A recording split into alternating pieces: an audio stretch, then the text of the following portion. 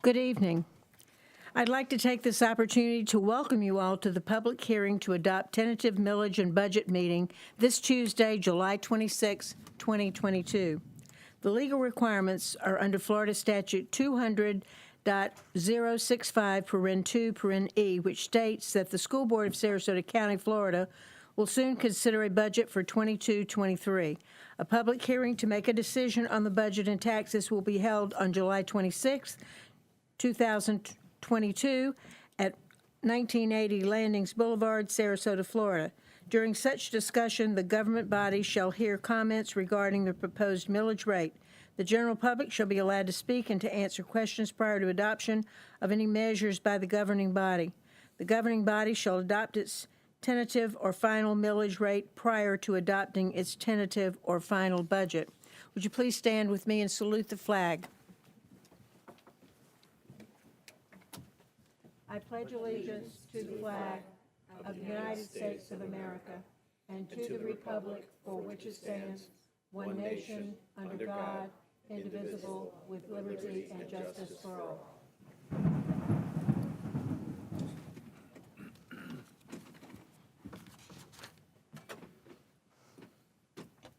I'd like to read a statement regarding the 2022 proposed millage and 2022-23 tentative budget.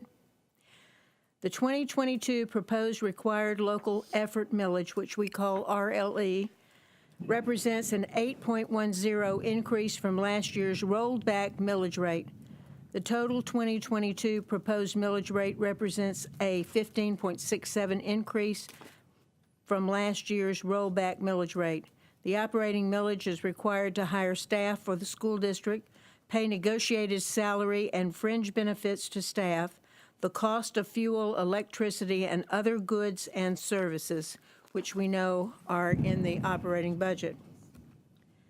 At this time, I'd like to offer public comment on the item number 2, which is the school board travel portion of our agenda.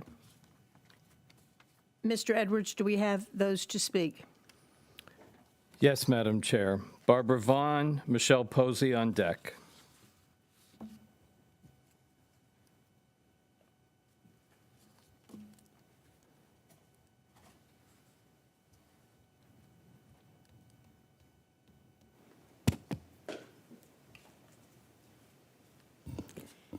Good afternoon. My name is Barbara Vaughn, and I'm from Venice. And I want to ask God today to bless these deliberations, these negotiations on these critically important budget items. Lord, we ask you to facilitate those things that are for the good of our children and the teachers who dedicate their lives to teaching these children. Lord, we ask you to put obstacles in the way of any unnecessary expenditures. We ask you, Lord, to help us to keep in mind at all times that this money is taxpayer money. This is your people's money, Lord, and we know that you would have this school board spend it wisely. We ask you, Lord, to be with everyone in the room this afternoon. Be with those who are caught outside in the storm. Keep them safe and well until they reach their destinations. Now, Lord, we ask you again to be with everyone in this room. Be with our deliberations, with every spoken word. We ask you, Lord, to speak to our hearts. And we pray these things in your name. Amen. John Wilson on deck.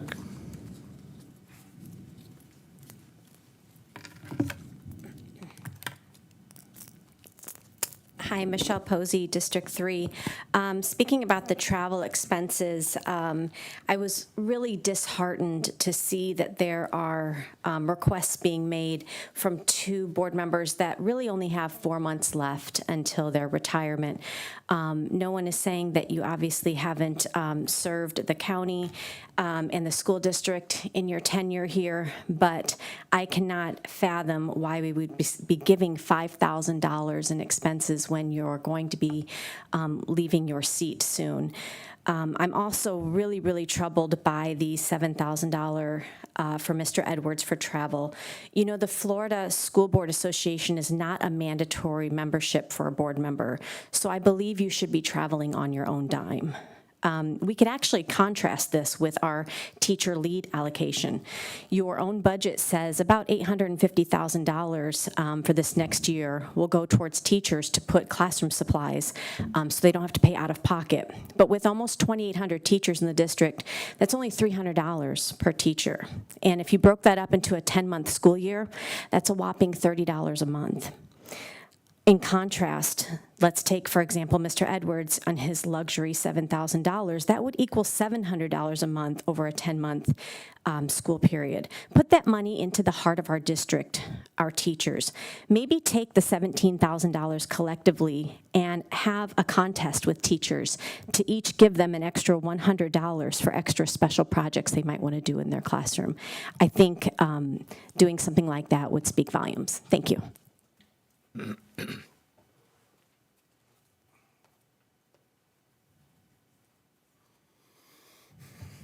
I think Michelle did a great job, except I don't look at it the same way as she does. When you leave a job, you're done. You're not going to be representing this district anymore. So I don't even know why that you need any more expenses for this. And then the fact that you get to vote on paying yourself, that's a joke. So whoever votes for this, remember, it's going to follow you around. And I know some of you have aspirations besides this. But I can tell you that voting for this, for your friends to have some more money, is a bad decision, and it will follow you.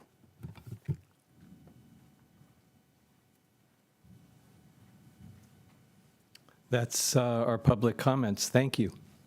All right, so now may I have a motion on school board travel, please? I move that we accept the school board travel as presented. Second. Any discussion? Mrs. Brown? I just want to clarify that even though it says Brown and Goodwin, and that will be for whoever will fill our seats afterwards. I am concerned, though, that, there's zero for Ziegler because, if that person fills, I would imagine that person might want to go to the Florida School Boards Association. The Florida Association of School Superintendents, the state actually gives them additional money for completing the training. I mean, the state finds that that's very important training, and I've learned a lot from the training that I've been at. I do know that other board members attend different things in different states and everything. I'm not sure who pays for that, if they're paid for out of their pocket, but I know if they are paid for by some entities, anything, would probably fall under the gift law, and I'm sure they report it as gifts then, any travel expenses that are paid by others and travel expenses that are paid by certain groups would be prohibited under Florida law. So I'm not sure how any of that travel, if any of that travel is done, and or who pays for it. But I would rather have it transparent, that we would report to the district where we went and how much money was spent. I believe that transparency is the better way to go on that. I would just like to mention also that I have not had any expenses from Florida School Board Association for the last 3 years as I served as president-elect, president, past president, and I am still involved with them and as a past president. So no expenses for me will be incurred for the remainder of my term, and this is only a placeholder for others who may want to be involved in something that really is a big help to understand budget, to understand many of the things that we do that we cannot get help or assistance on in learning. Becoming a certified board member is a very good thing. Also, making acquaintances with school board members all over the state is very helpful as well. Mrs. Ziegler? Yes, thank you. Just from a historical standpoint, I know in the past this was actually passed vis-a-vis legislation, as far as this requirement under Florida law to require more transparency as to what organizations or what travel or what have you. And as individually elected school board members, I will never deny that ability. I think it just allows the public the transparency to see what is being utilized. I certainly do not participate. I'm not a member of Florida School Board Association. I do other things outside and pay out of pocket, but that's up to me, and that's not to be precluded from anyone else. And if anyone were to ever fill this seat, as Mrs. Brown just brought up, they certainly would have the ability and discretion to make a budget amendment to allow for that. So just want to make sure that that's clear. There is always that avenue to do so. But again, just to clear up, I think that as individually elected school board members by the voters, I think that as one board member, I'm not going to preclude anyone from doing that. But this is really just a step forward, again, pursuant to Florida statute back, I think, as in 2018, that this was passed in an effort to ensure transparency for the public. So I'll be supporting this, but I just wanted to answer any questions that were there. Thank you. Mrs. Rose. Clarification, please, that I wasn't aware, and I wanted to confirm that you can, a new board member can use funds that were voted on for current board members that can be transferred. Is that what I felt like I was hearing? Well, I think it would need to be amended, but the money is being held in reserve, if you will, and that amendment would take place, correct? Is that correct, Mrs. Spinner? So we're saying the money would not be available if it wasn't held in reserve. It couldn't be amended without it being in reserve right now? I think you need to be on speaker, please, so that the conversation is for the public as well. Thank you. The funds would be in the budget. However, pursuant to statute, we would want to come back and allow there to be authority for the specific board member. But the funds would be set aside. But they couldn't be moved if they aren't moved today, is what I feel like I'm hearing. The only choice is to put it in current board members' names that are retiring, and that if that didn't happen, that money would not be available in any way for new board members. No, I think, the piece of it is kind of separate. The budget piece is making sure that there is a budget line item with funding available.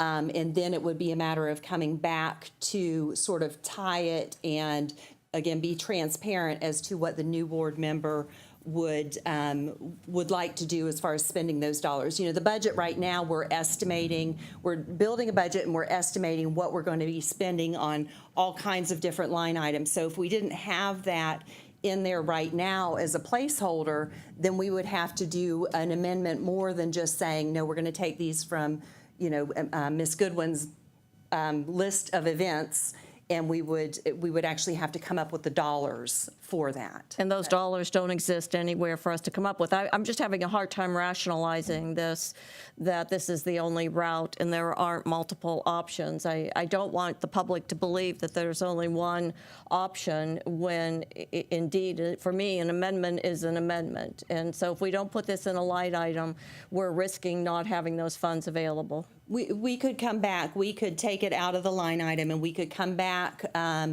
when we have the new members of the board.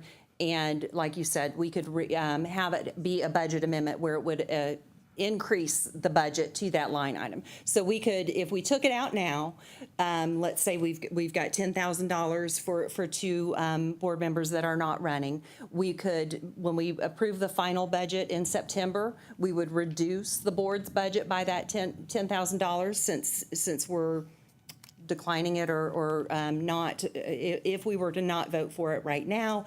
And then again, when the two additional board members to replace those two come back in, then we could do a budget amendment and again tie the specific activities they were interested in participating. So the money could be added in at a later date. My concern is that the public thinks that board members that are leaving in 3 months, retiring, are using this money. So for me, it's transparency is really for the community at large that looks at our votes and looks at what is on this agenda. In print, it shows that it's going to board members that essentially it's not intended to go for in the long run. So for me, for strong communication, that's what I'm looking for. Are there options to allow new board members to make a proposal, and would those funds be available just as easily as making an amendment to change the names? Sure. So in that instance, again, we could when we bring the final budget back in September, we could pull that $10,000 or however much out, and just the $10,000 out. We could pull that out, and then as the two new board members come in, we could readdress how much. So technically, it could be zero for Goodwin and Brown right now, and the amendment could be to add 10,000 or whatever their proposal to amend was, and that would happen just as easily. Because I am concerned right now in how I vote, because it's a perception that I'm voting in print the way that it's being articulated that is different, and for me that is a legitimate concern. It's not a beef or it's me trying to be as transparent and build as much trust as possible in our community to what we have in print and what we articulate on this dais. So if I hear you clearly, an amendment is just as smooth or easily either way. Yes. And for that reason, I will not be voting for what is in print that doesn't match what is being articulated. Mrs. Brown. Why does it have the individuals' names? Why doesn't it just have the district numbers? I mean, because I'd like to make an amendment that it would be for the districts and have 5,000 across the board for all districts, because I think it would be difficult, say, if somebody won in one of the districts and not the others, that they would have to come back, say in District 1, and then have to go and say, well, now I want this, because before it said zero. I mean, I would rather have that all districts get $5,000. I mean, I don't know why it's here with the names on it. I mean, I don't know why it's not there with districts. Are you saying that are you reading the law? Does it say the names must be listed? I'm not the attorney. Could the... I mean, why are we listing the names and not the district numbers? I mean, because, even if something were to happen to Mrs. Rose, that she was not there anymore, and then they had to put somebody else in, then that person wouldn't be allowed any travel the way it is right now. And, and then like when Ms. Ziegler came on the board halfway through, I mean, it just doesn't make sense that we have the names attached to it rather than the district numbers.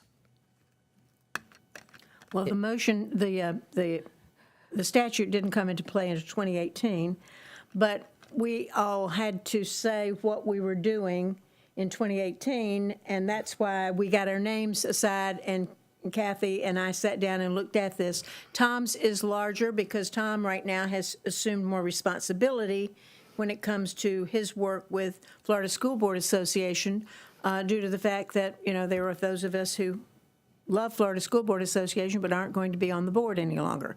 So that has been the biggest change. Well, also, wasn't there for new board members? There's more training for new board members too? Yeah. And to be certified?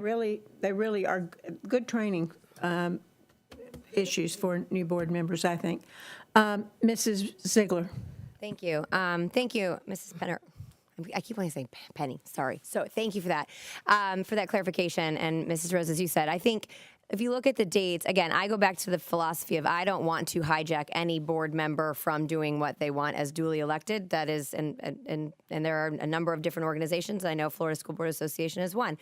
And however, if you look at as is listed, and as far as these are all post, I'm not as familiar, so I would have to defer to Mrs. Goodwin or Mrs. Brown. But as mentioned before, I think and I don't want to interpret incorrectly, but that the intention is to put it forward so that there's a placeholder for future board members. But because none of these items, I think, do they take place before November? The consortium meeting is in August. Okay. Setting up what the legislative platform is. Okay. And- Again, I'm just not familiar with that. So, and I know because there's a couple that say other dates, and either way, I'm indifferent. I think it can be amended. That was my assumption. Again, under mine, it says 0, but should I not be sitting here post-November, the individual who would be should have that ability to amend the budget so that they can absolutely provide, get the services or be a part of any kind of organization or professional development training that they want. And that's absolutely their right and should be able to be funded through in. I mean, if we're talking about our budget moving forward, we do have ample fund reserve balance, in an unusual moment, we're not feeling as tight, so I don't think it's being hampered if we're not restricting those right now. If there's a way to amend it where we're looking at it where it's not saying, Brown and Mrs. Goodwin, as you mentioned, but I'd have to ask the council as to what the appropriate posture for it to be listed pursuant to statute 1001.39. It's here listed. It does say each member of the district school board shall be allowed from the district school fund reimbursement of travel expenses, but there is a point of which the notification should be included in the special meeting as it proposes to the budget. So I will defer to Well, that sounds to me like we could put district numbers on there instead of names. Would our attorney agree with that, or? So I just quickly did a cursory review of 2 statutes, 1001.39, which talks about district school board members and travel, and then a more specific statute with some definitions, 112.061, which talks about the per diem and other travel expenses related to officials generally.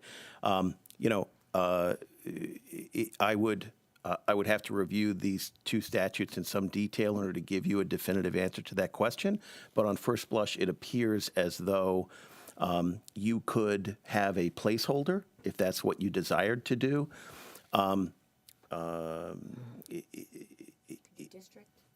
We just want to know if we can say district on it instead of the name. I don't know why it's here by name rather than the district. At this point, it's probably preferred, but if there is some specific travel that's going to be during your tenure, then that should be identified with your name, the particular officer, elected officer. Mr. Edwards. So a couple of things. I think we're having a semantics conversation. Let's start there. And the conversation is a discussion for the board. Personally, I feel like I have plenty of trust with the community, so I don't know that this is a trust issue. We're having an appropriations conversation. I'm pretty comfortable with it being by district number, if that makes everyone feel more comfortable. If that creates a conversation around that. I would say I have personally found the School Board Association, particularly as a new school board member, it was invaluable. I got terrific information about the roles and responsibilities and accountability, and for those new people that will be joining the board, it would be my recommendation, and I think the community should want it because they need to understand their laws and all of the fiduciary responsibility. It's quite a big job. Second, honestly, I understand accounting pretty well. School board accounting and accounting, that's also invaluable training that I've received that I would recommend to all new school board members because it's a very, very different. So I think we should move forward. That's my recommendation, and keep it with the district number. And then if we're going to move in that direction, I would add Mrs. Ziegler's seat. If we were going to make any amendment, I'd add her seat to have the same $5,000. I think it's District 2. It's District 1, isn't it? District 1. I would, if anything, I would amend that we'd add an appropriation to that seat. Well, I would say that we should have the appropriation in there for all seats, and any member that doesn't use it, of course, the money stays there. It doesn't get expended. because we don't know what the future holds for someone. Right. And so that, the first job that a new board member would have to do, whether they get elected or appointed, wouldn't have to be to say, well, you need to change the budget to give me money. I mean, that just seems untoward, but you can have the money in there as a placeholder and not use it. And, at the end of the year, make a run up the flagpole that's happened. So I would like to make a motion that we amend it to say, districts, each district gets $5,000 for travel.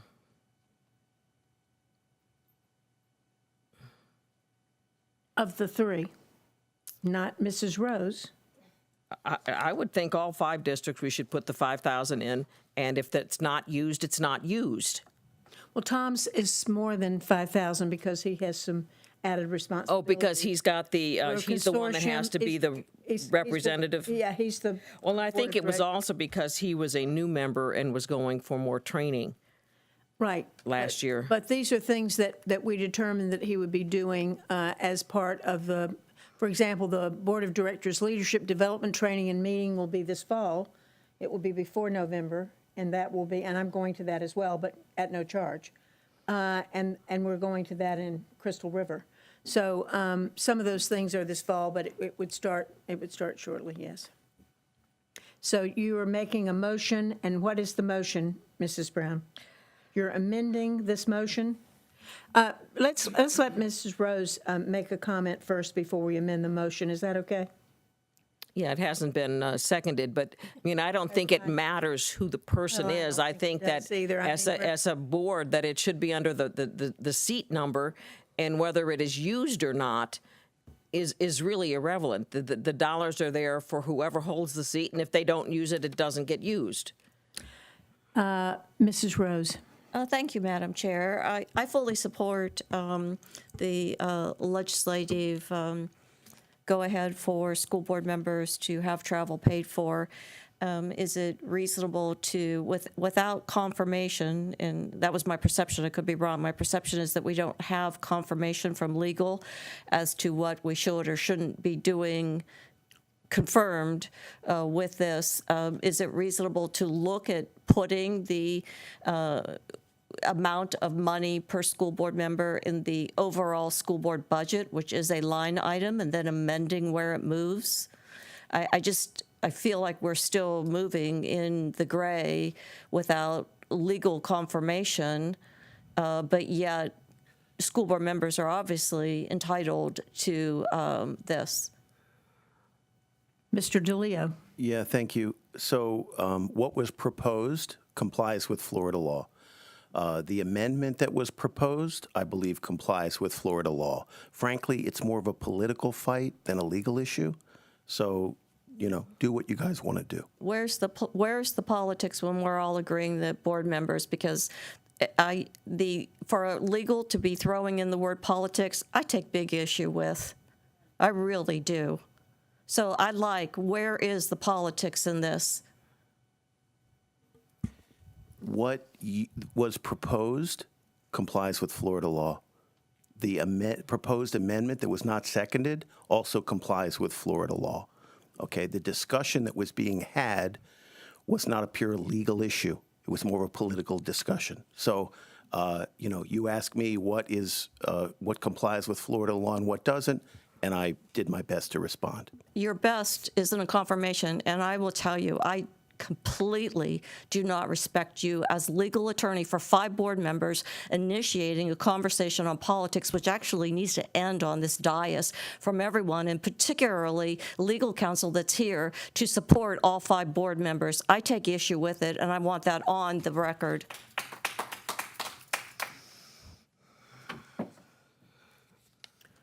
Mrs. Ziegler. Thank you, Madam Chair.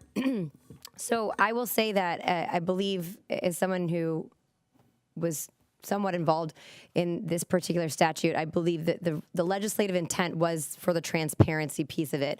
So when you're doing a bulk amount, we're getting rid of that, and which is what we had years ago. And again, I will reiterate, I believe that it is, as duly elected school board members across the state and on this board, it is absolutely up to their discretion.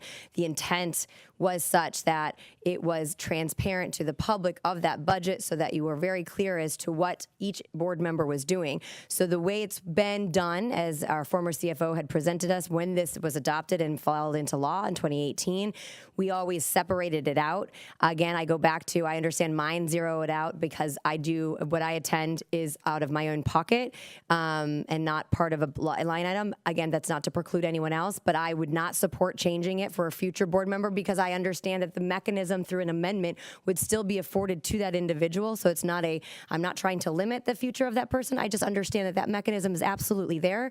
And so, and so as it stands right now, I understand there are some other items on there that would not be something that you would fulfill given the time frame, but I'm in the position to support it as it is now. If we start getting to all these different nuances, that's not something I will be willing to support.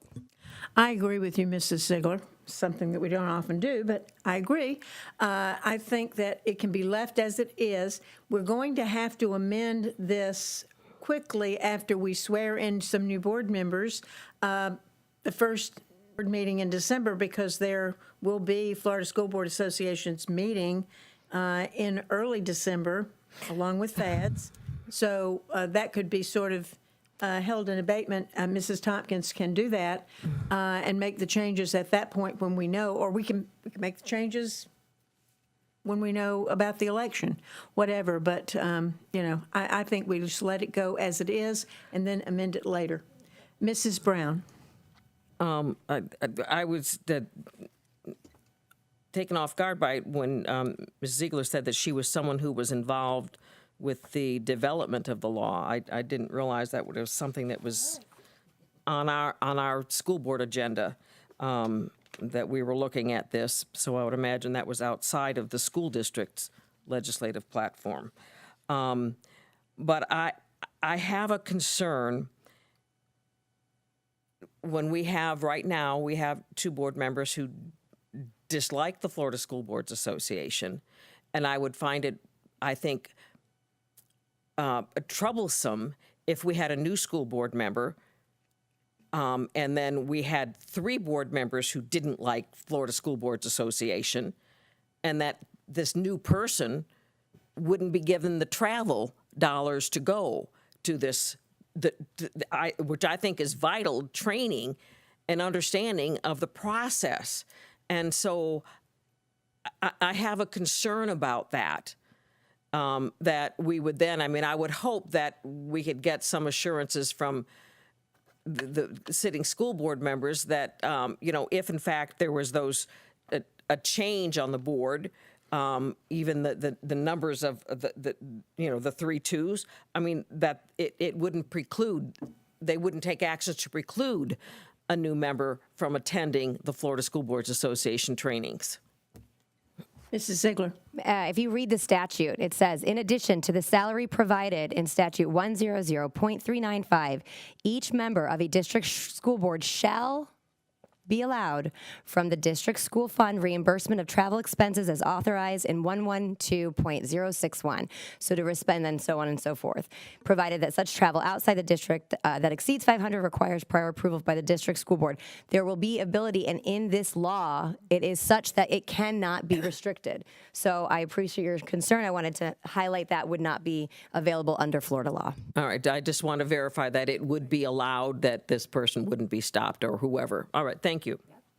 So we have a motion and a second. We have no more discussion? And the amendment that I proposed was not seconded. I'm withdrawing it. Thank you, ma'am. So we have a motion and a second. I think we can vote online. All those board members, please vote.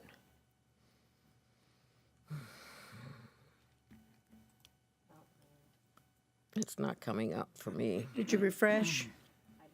I did. Let's do a voice. Oh, I'm so tired of this. Okay, so we will take a voice vote. All those in favor, please signify by saying aye. Aye. Aye.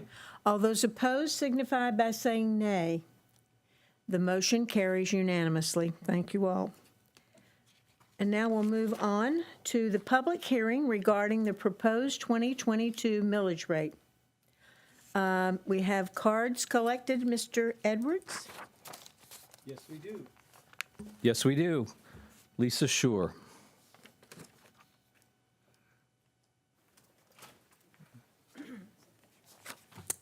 My name is Lisa Shore, and I'm a parent of a student in the district. I'm here today to speak in favor of the adoption of the tentative millage and budget.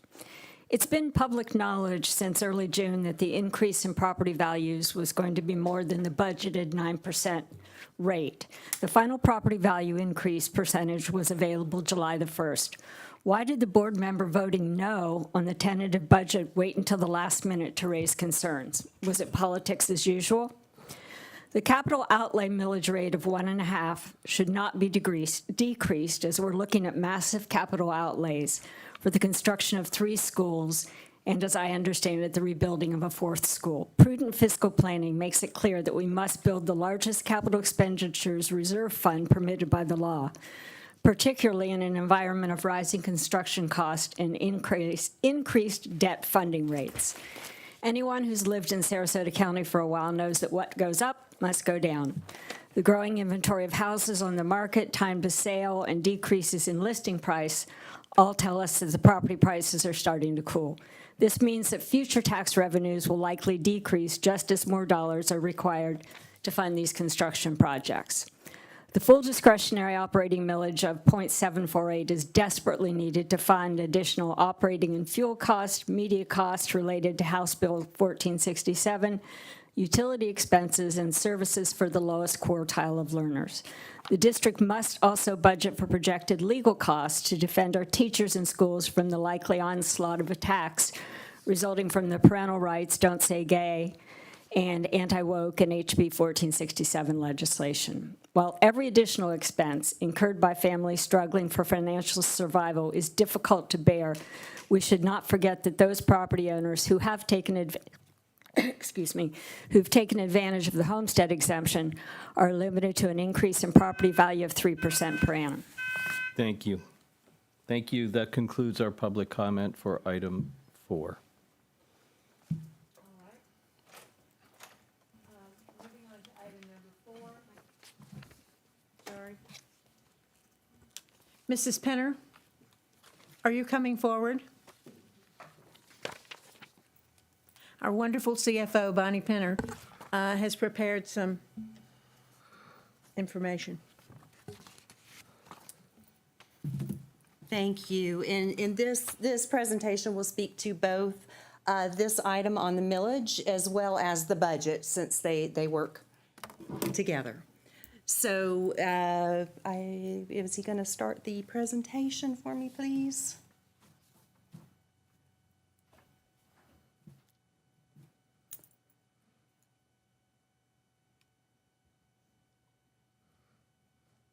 There we go. Okay, so today is our tentative budget hearing for the 22-23 budget. Our timeline, I've added a little bit to this. The last time we really discussed the budget in detail was May the 10th. And then we came back on July the 19th, or on July 19th, the Department of Education certified the millage rates that are required to be levied in order for us to earn the dollars through the FEFP. July 21st, we approved to advertise those millage rates and the tentative budget, and those were advertised in the newspaper on July 23rd. And of course, today is July 26th when we have the public hearing to adopt our tentative millage rates and tentative budget.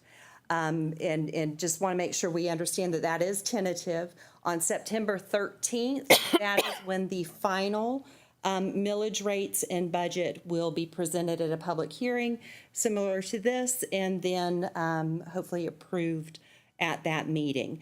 Between now and then, we will have a budget workshop, I think scheduled for August the 17th, where we can discuss and make any changes if necessary. So I wanted to discuss a little bit about the rollback rate, because if you notice the sentence, the statement that was required to be read into the minutes, talks about the rollback rate and talks about a percentage increase in our levy. And I just want to explain where that comes from. The rollback rate, and I tried to write it out here so that it was very detailed, but basically that computes or calculates the rate we would have to levy this year based on the new higher property values to earn the same dollars, to get the same proceeds as we would have last year. So as an example, last year, because our property values were around $74 billion, 1 mil would have generated $74 million last year. So this year, because our property values went up, 1 mil will generate around $92 million.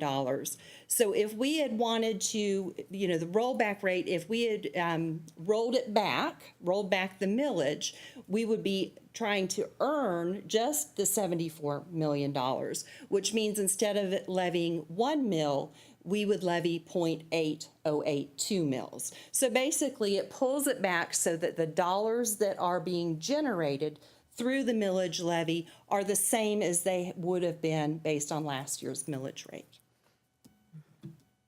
So now the required local effort, and it's very, very good name for it because it is required. It's about half of what we levy, and we are required to levy this in order to participate in the FEFP program. And we earn about an additional $77 million through the FEFP in addition to our local portion.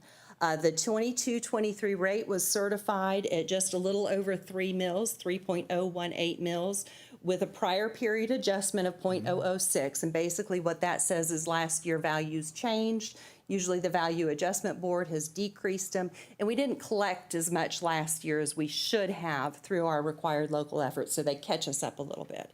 So the required local effort, the total of both of those is 3.024 mils, which is a reduction from the prior year rate because we had a prior period adjustment last year as well. So it's a reduction of 0.0437 mils because the prior year rate was 3.461. The only millage rate that has changed since the 2009-10 budget, so these 4 different millage rates that we're going to show you next, the only millage rate that has been levied at a different amount is the required local effort. Other than that, the board has set with the same millage rates as we're going to see on the next slide. So this just gives you an idea of what the rollback rate looks like and what last year's rate is compared to this year's. Let me point out, on the page before you said it was 0.04, and I think that was probably an error. This is correct, the 0.437. Yes, ma'am, you are right. Yes, absolutely. So it's almost a half a mil. Okay. Thank you. You are right, yes. So the required local effort in 21-22 was 3.461.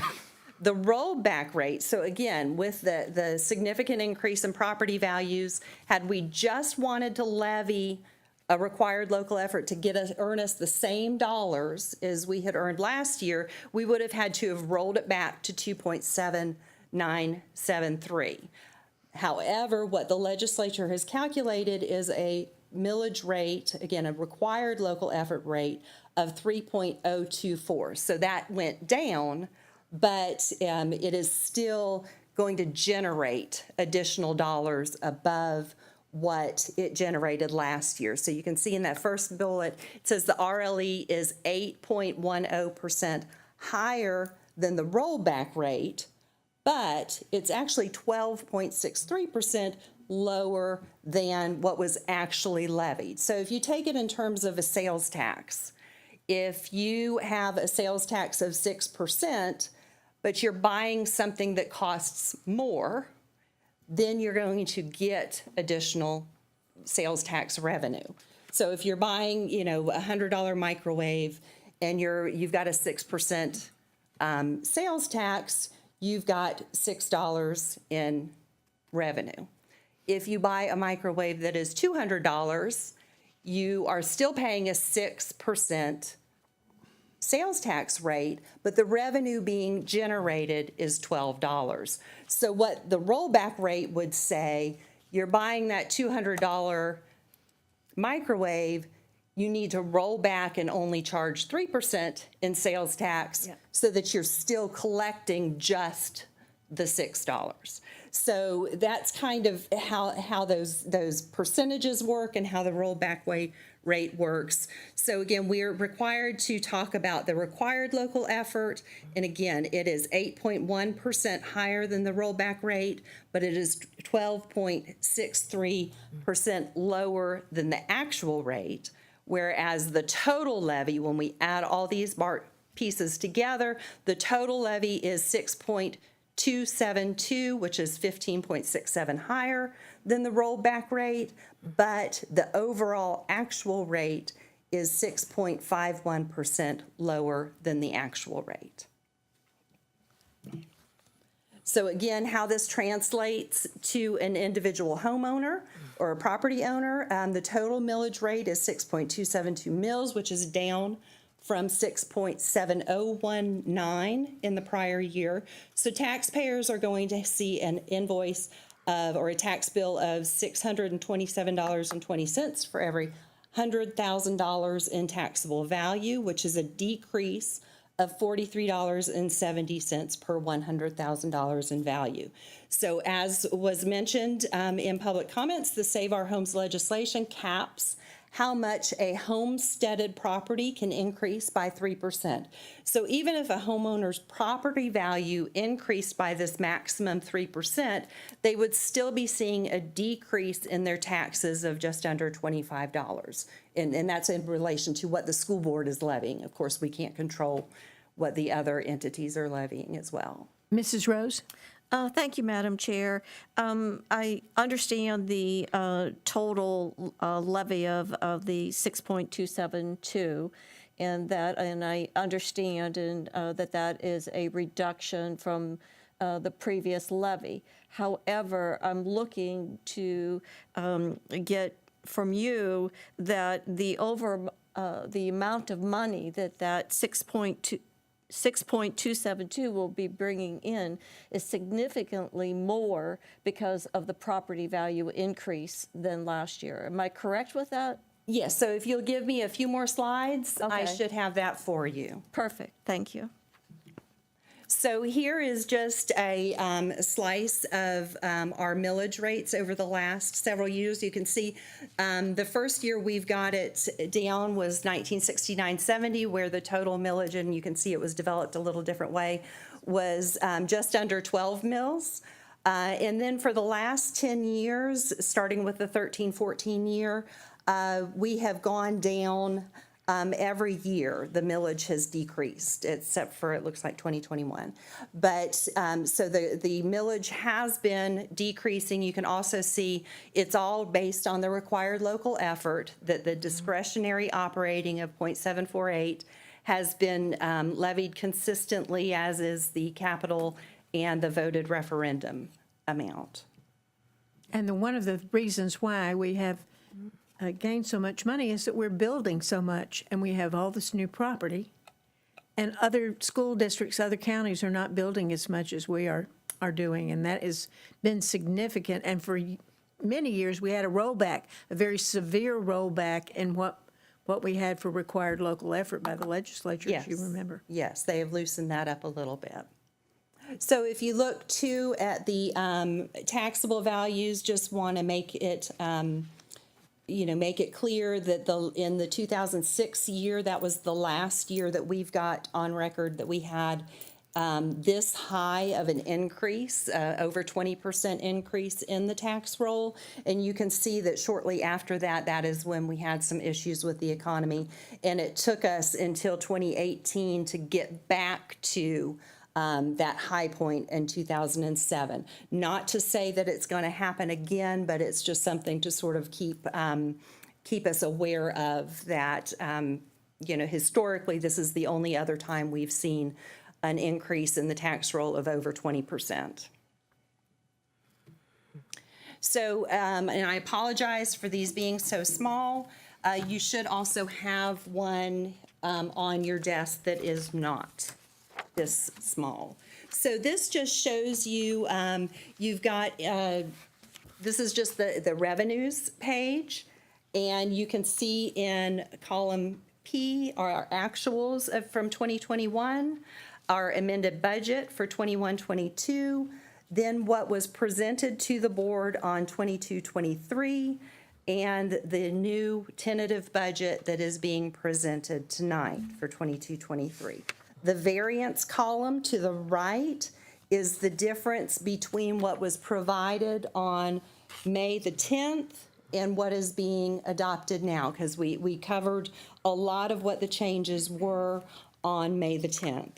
So you can see from a revenue standpoint, the state sources decreased by a little over $500,000, whereas our local sources, to Mrs. Rose's point, increased by $23 million. Part of that was the RLE, but the bulk of it was from the discretionary millage and the referendum dollars. So if you look then on the next sheet where you can see the appropriations and what we've done with those dollars. Trying to make sure I'm looking at the right space. So if you look at appropriations by object, you can see that we decreased the salaries a little bit, and that was just tightening up some estimates. Benefits, we increased by about $3 million, and that has to do with the FRS rate that increased. So FRS, the standard rate went from 10.82% up to 11.91% for an increase of just around $3 million. You can see too that as the FEFP increased and our referendum dollars increased, the amounts that we will be flowing through to our charters also increased. So there is part of that. But again, when you look at the total appropriations, as far as the tentative budget is concerned, we're only increasing appropriations by about $3 million. Excuse me. So then when you look down at the bottom, the second to last lines, line 127, row 127, you can see the surplus of revenues and transfers over appropriation. So that would be profit if we were a non-governmental agency. So when we brought the budget to you on May the 10th, we were anticipating having a revenue shortfall of approximately $21 million. So we brought that more in line with during the tentative budget because we used those dollars and we just flowed them through to fund balance.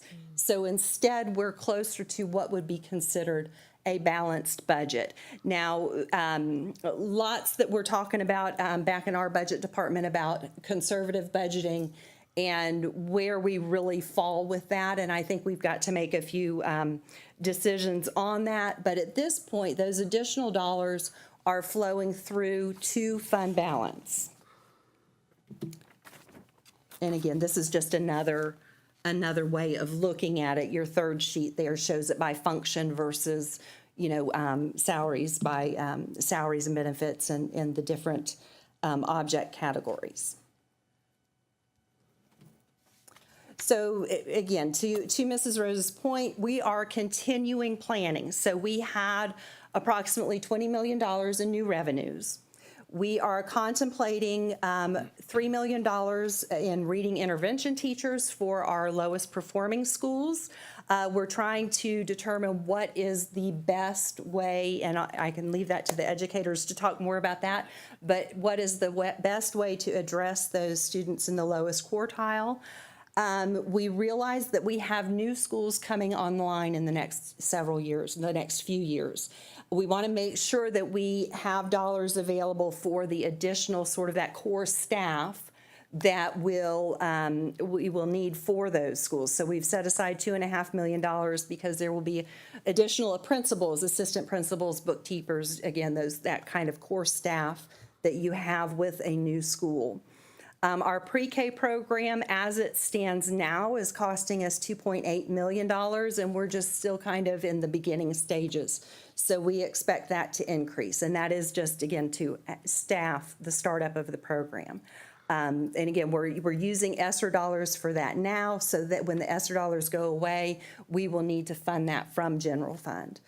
Similar, the Summer Learning Academy, we spend about $1 million, a little bit less than that each summer. We've, for the last couple of years, used the ESSER dollars to pay for those summer programs, but that will come back to the general fund. So we will need to make sure that we have dollars available when those come back to the general fund. And quite honestly, the remaining, we're talking about what do we need to address as far as inflation is concerned. And one piece of inflation that we want to make sure we help our staff with is a possible raise, again, because they're experiencing the inflation as well. So that's the general fund. I just wanted I might just mention one thing about what you talked about, and maybe Dr. Asplund would like to add something as well. You know, the Summer Learning Academy, we have cut back drastically to what we were doing at one point in time, with many more schools participating in that all over the county. And I think that's a great thing, and has proved to be a great service to our families in need. And the parent university that goes with that is, you know, something that has really meant a lot to a lot of people, doing better, finding new careers and so forth. And then the pre-K, I think we're going to what, 38 classes, Dr. Asplund? We're at 38. We're at 38 classes. not 30. And, you know, what we do or what he decides to do with that, which, you know, there are a lot of 4-year-old programs that aren't all day. And these kids that come through that that I have seen over the years come through Goshio, they are achieving at grade level or higher in 3rd and 4th grade. So, you know, I think those are some things that we probably would look at. Yes, definitely. I'll comment on the summer. You know, summer programs, especially over the last 2 years, we haven't done as much as we have in the past, but we're rebuilding that. And then, yes, pre-K, as you know, we've talked about that quite a bit as far as expanding our pre-K classes, making sure that we have more 4-year-olds in front of our teachers. And that does cost some dollars, yes.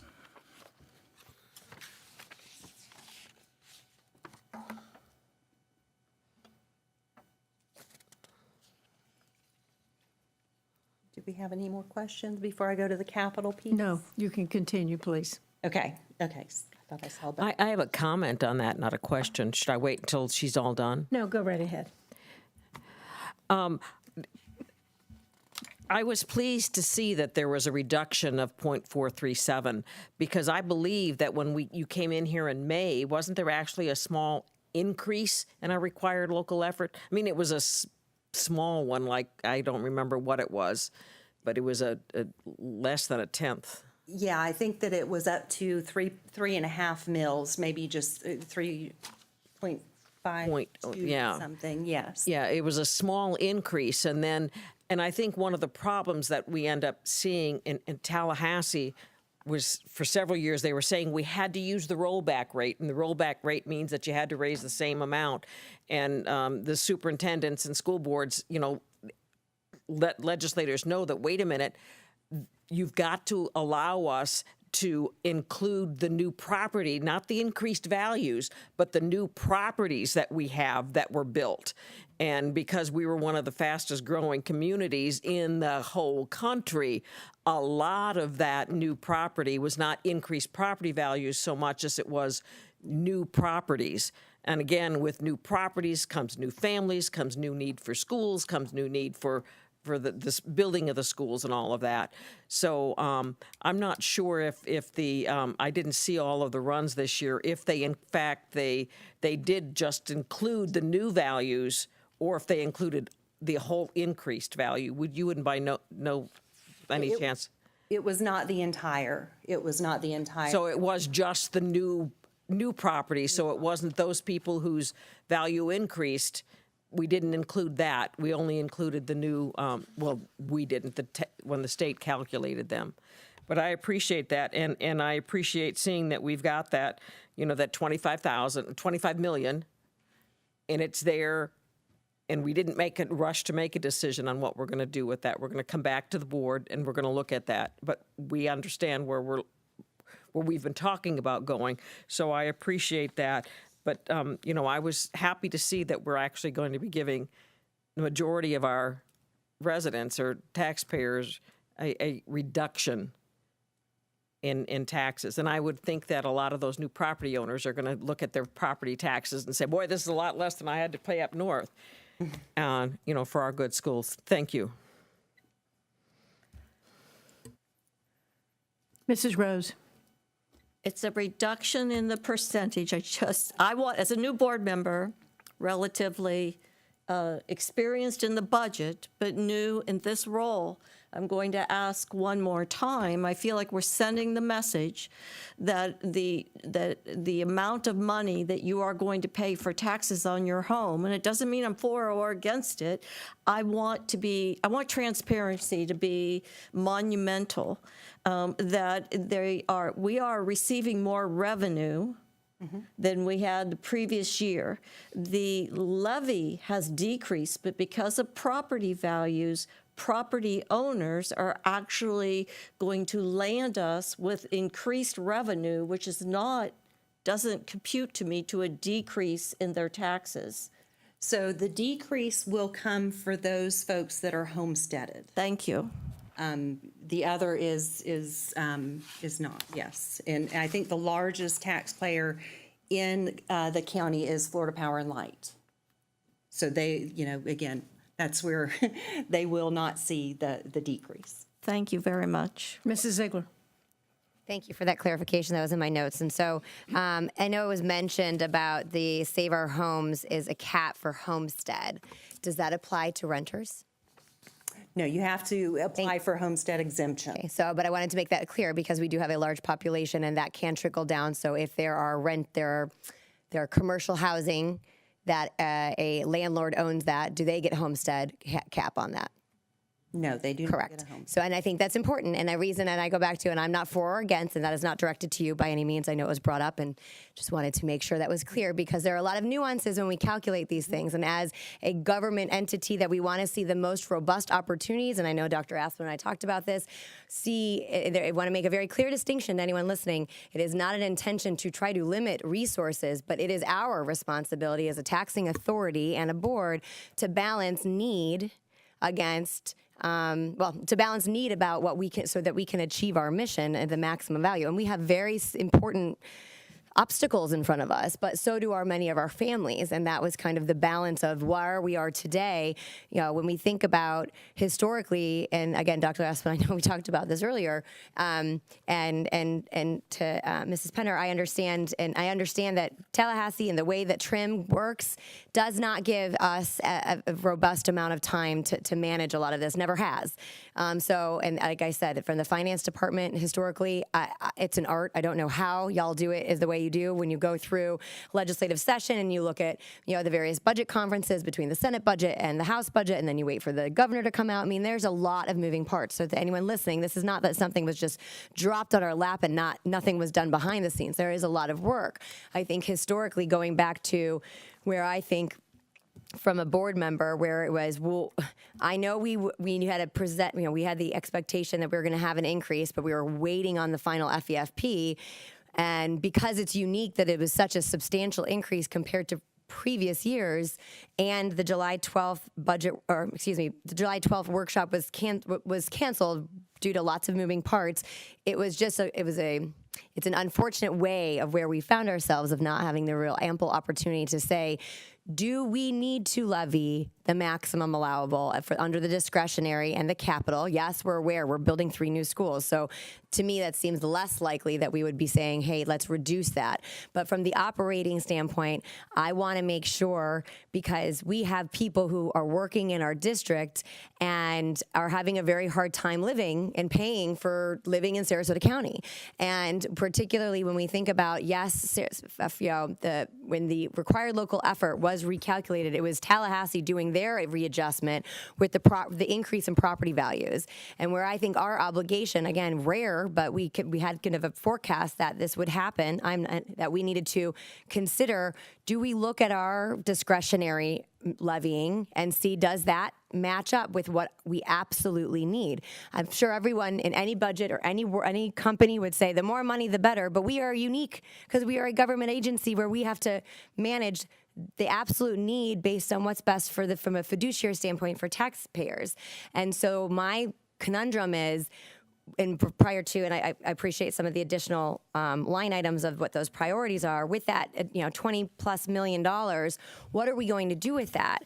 And that's a big part of that was my big question mark, and wanting to make. And I know we have discussions in the future, but where we are when we talk about levying how much, I think about us trying to staff positions and how important it is. I want people to be able to stay here so that they can work here. And the question is more taxes in their pocket going to allow them to stay and live in Sarasota County and give us a better pool of opportunity versus us holding on to the money, which I'm sure we can validate a number of things that we want to expend those dollars on.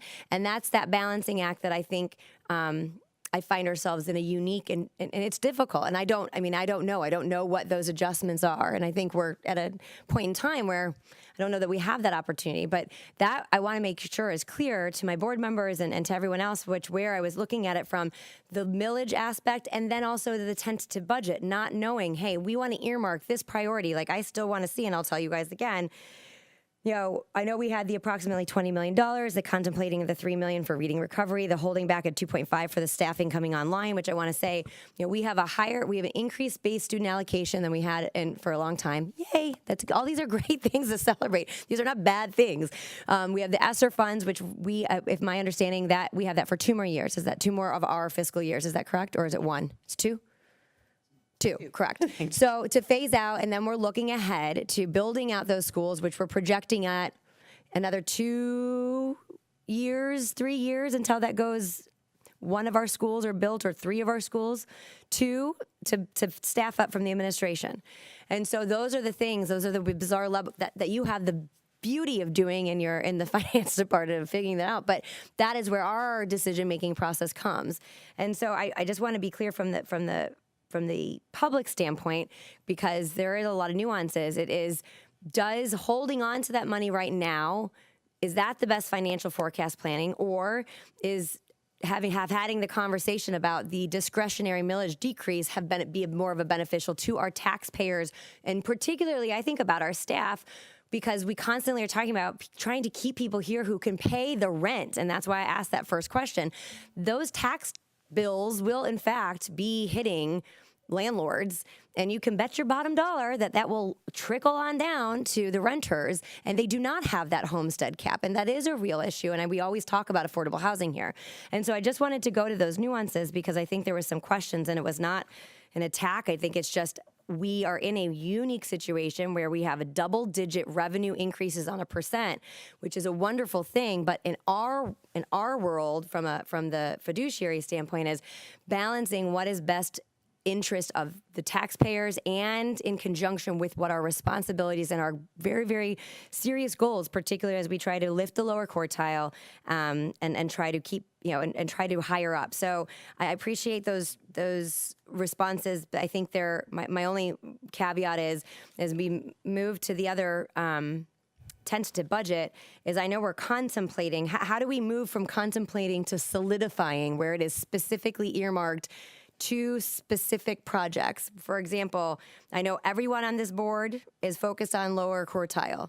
And so how do we get more specific? I'm not going to direct manage how that goes, but I don't want it to be a loosey-goosey number. I'd like it to be like, let's say $5 million is going to go targeted, whether it be reading interventionists, whether it be support behavioral specialists. I mean, that is in your bailiwick. But from the power of the purse strings, how do we change that language where it's not contemplating, it's more specific.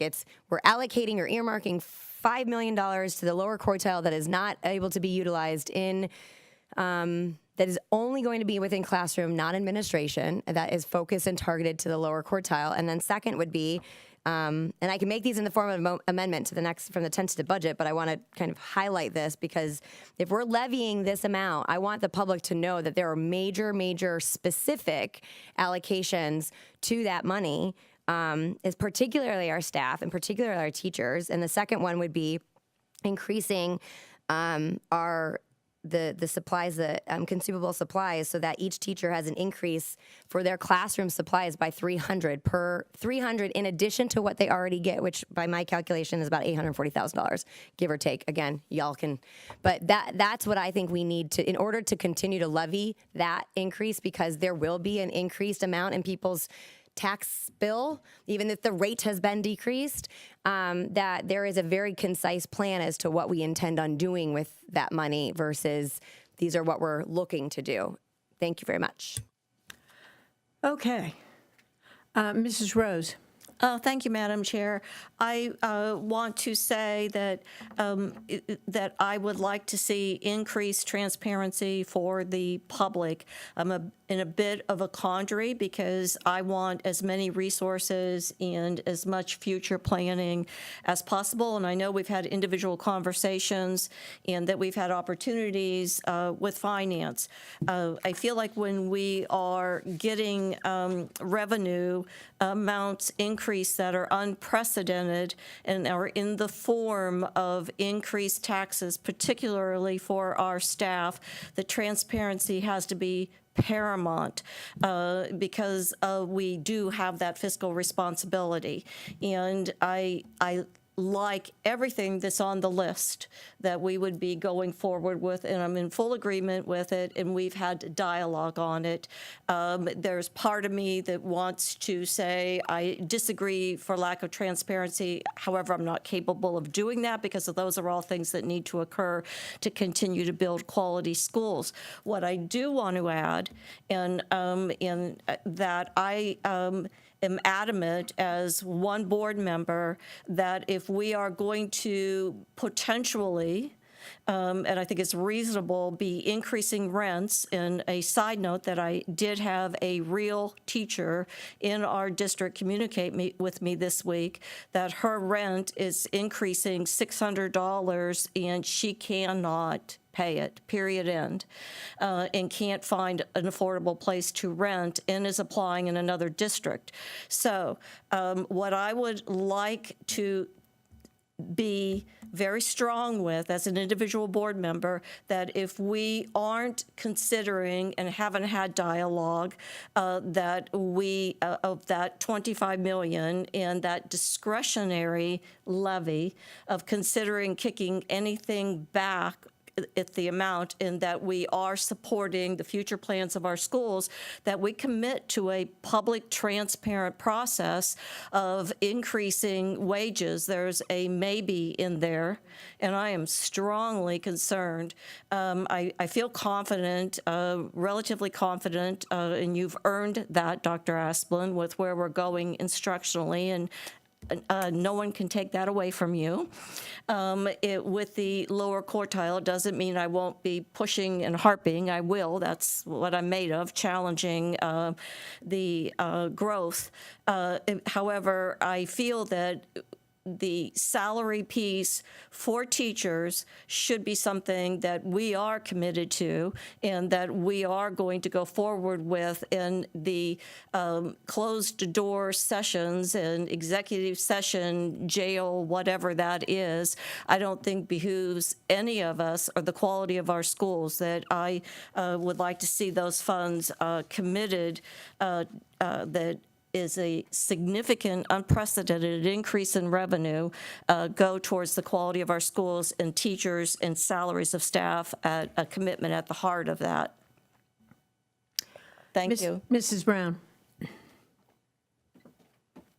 There was some talk about, not understanding everything behind the scenes and how those numbers go up and down.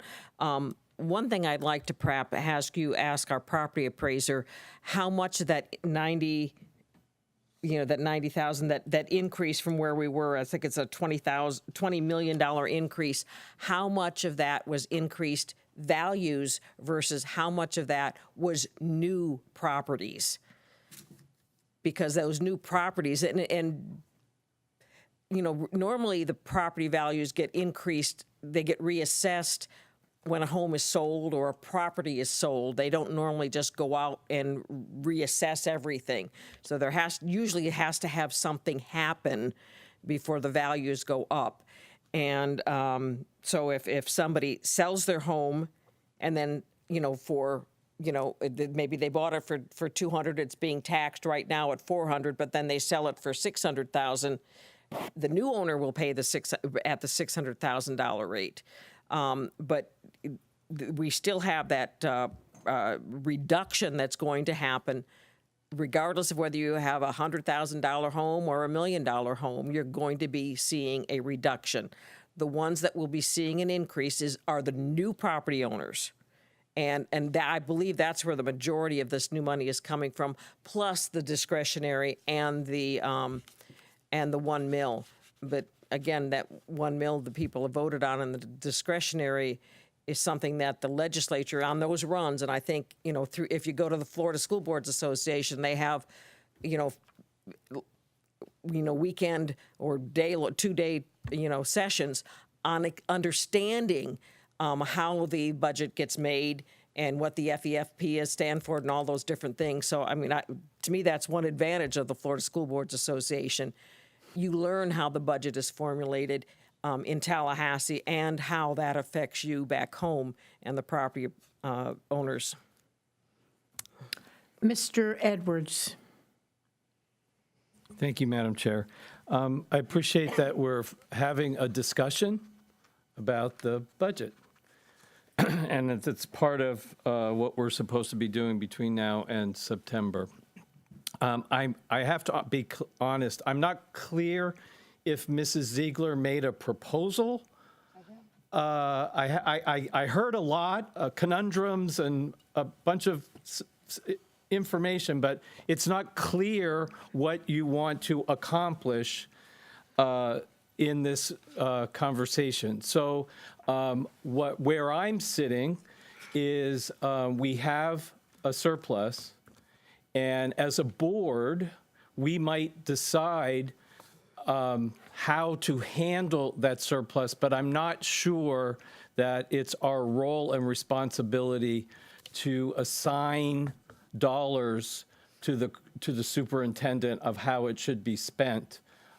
We hire a superintendent to do that and utilize his expertise. And honestly, I'm a fiscal conservative, so I appreciate that we would like it to be transparent. I agree with transparency and all of that, but at the same time, I'm concerned about spending that reserve when we really don't know what's happening with inflation and what will happen with those build-outs, what is in store for us economically around the corner. I will just put one example, bus drivers. We have a shortage of bus drivers, and I did not vote for the Bell schedule because I don't feel that that's 100% our responsibility. I feel that was a Tallahassee responsibility because 67 school districts have exactly the same problem. But nonetheless, that reserve might be necessary to afford a bus driver program that we can't foresee in tonight's meeting. So I'm not real comfortable with assigning dollars from the reserve. I appreciate where you're headed. Maybe if you want to assign a portion of it in a certain way, I'm open to, but I'm more comfortable with having money in the bank. Mrs. Ziegler. Perfect. Well, because it's a hearing, it's a little different, but I will do it outside of this because we haven't opened the hearing. So I move to earmark $5 million of the surplus dollars to target lower quartile students in the classroom specifically and not to any administration. And I move to earmark $1 million to be directly targeted to consumable supplies so that it goes straight to our teachers to increase for their classroom supplies. Those details, that's my dollar amount, that is my motion, and that way we can go from there. That's it. That's my motion. And I will second that motion, given a balance of everything that has occurred. I can see that legal counsel may be entering in this, and I certainly hope it isn't a theme of politics. If I may just very clarify that I can identify that prior to the millage adoption and then move to the tentative budget so that the board has now made that clear from a priority standpoint. And then, yes, those nuances would certainly be worked out. But from a surplus standpoint, it's very clear to the public and to this board that those are priorities and they will be earmarked accordingly. And I also wasn't finished, so I would like to finish by saying that I don't disagree with you, Mr. Edwards, that it isn't our lane to be specific on where Dr. Asplin, where his proposals come from in the budget. However, in that budget that does and that I will be voting on, that includes departments and schools, I am accountable for the fiscal accountability of what that looks like in its end conclusion. So there's a little bit more to it from my perspective, not saying that that wasn't yours as well, but I wanted to make that clarification from my viewpoint, respectfully. I just wanted to point out, I believe that motion is out of order because it has to do with the budget. We are right now talking about About the millage. about item 4, the millage rate. And so far, we've only been talking about the operating and the FEFP. We still have to talk about the capital millage a little bit, so we could let her finish talking about the millage rate. Thank you. And then take the vote Thank on you, the Mrs. millage Brown. rate and then move on to the budget. Yes, Do yes. we have to have that? We've got a motion and a second that is sitting here pending. Which really has to do with the budget, not with the millage rate. So the motion, I mean, I So, Bridget, request that what- the motion be withdrawn. I will not be withdrawing it because my motion is contingent on the millage. So if that is something that we can have approved from an earmarking standpoint, that will make all the difference in the world about the millage being levied.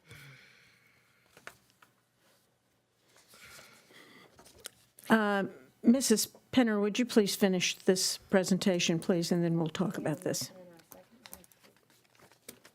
I'm sorry. I'm so sorry. And We're not voting yet. She's going to finish her presentation. We're going to finish the presentation, please. Okay, so just a little bit more. Capital dollars, the 1.5 mills will generate $136 million, up from $107 million from last year. Now, we did increase impact fees, but it was phased in over 4 years, and they will increase 50%. So that is estimated to increase annual revenue by $3.6 million, and that's only after they get the full increase. So that we won't see that for the upcoming year. And just real quickly, the 5-year forecast, it includes increased revenues based on property values, but not impact fees, because I think that's still going through some of the approval process.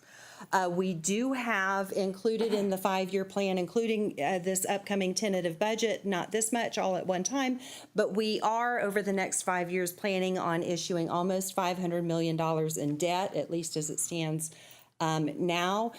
Primarily, that will be building 4 new schools and some other additions and rebuilds. We do anticipate, if we levy the 1.5 mills because of the increased value, that we will be paring back those debt proceeds, because we'll be paying for the rebuild at Garden Elementary through these additional proceeds versus issuing debt. So hopefully that will help save some interest in the future.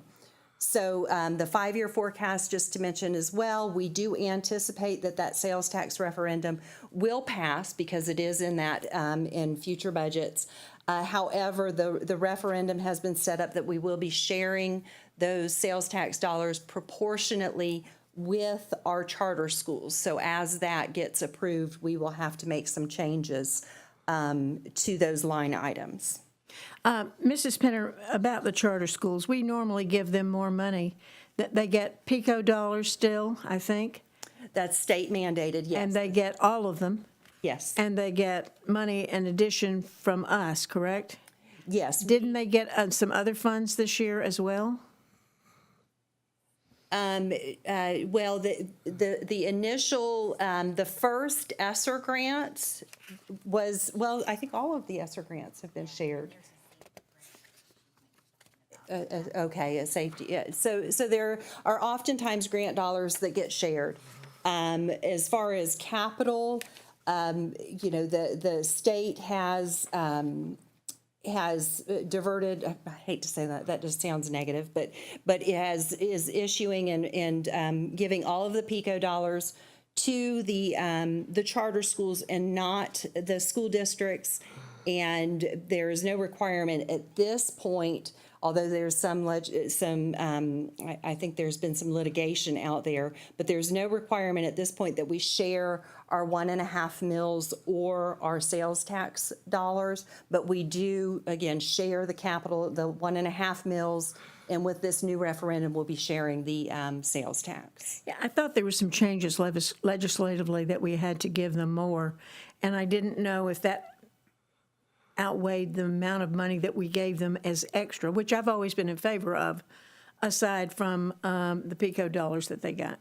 I'm not sure. I know OPAGA, Office of Program Policy, and something else, is doing a study right now on capital dollars being issued to charter schools. So we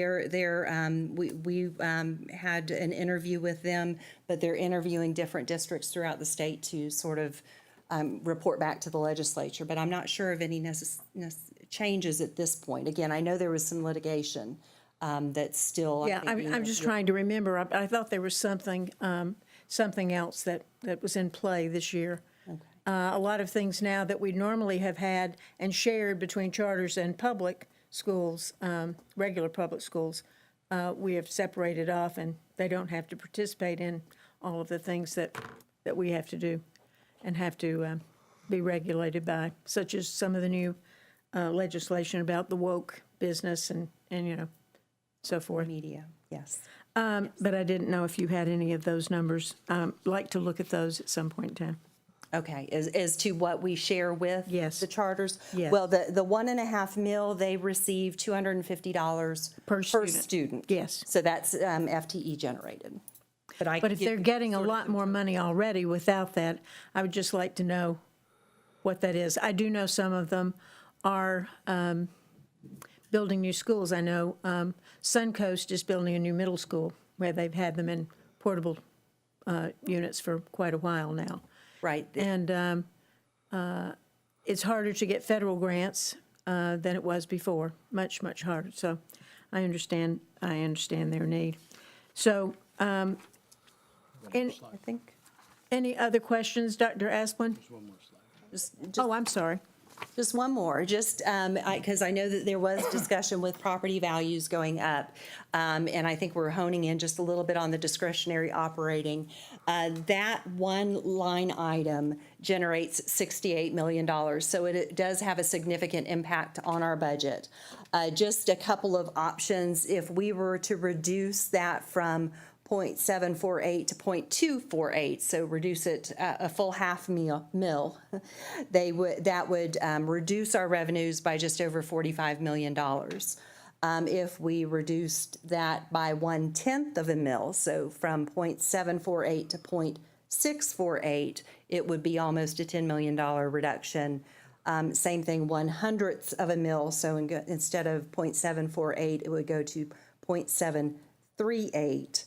That would be about $100,000 or about $1 million.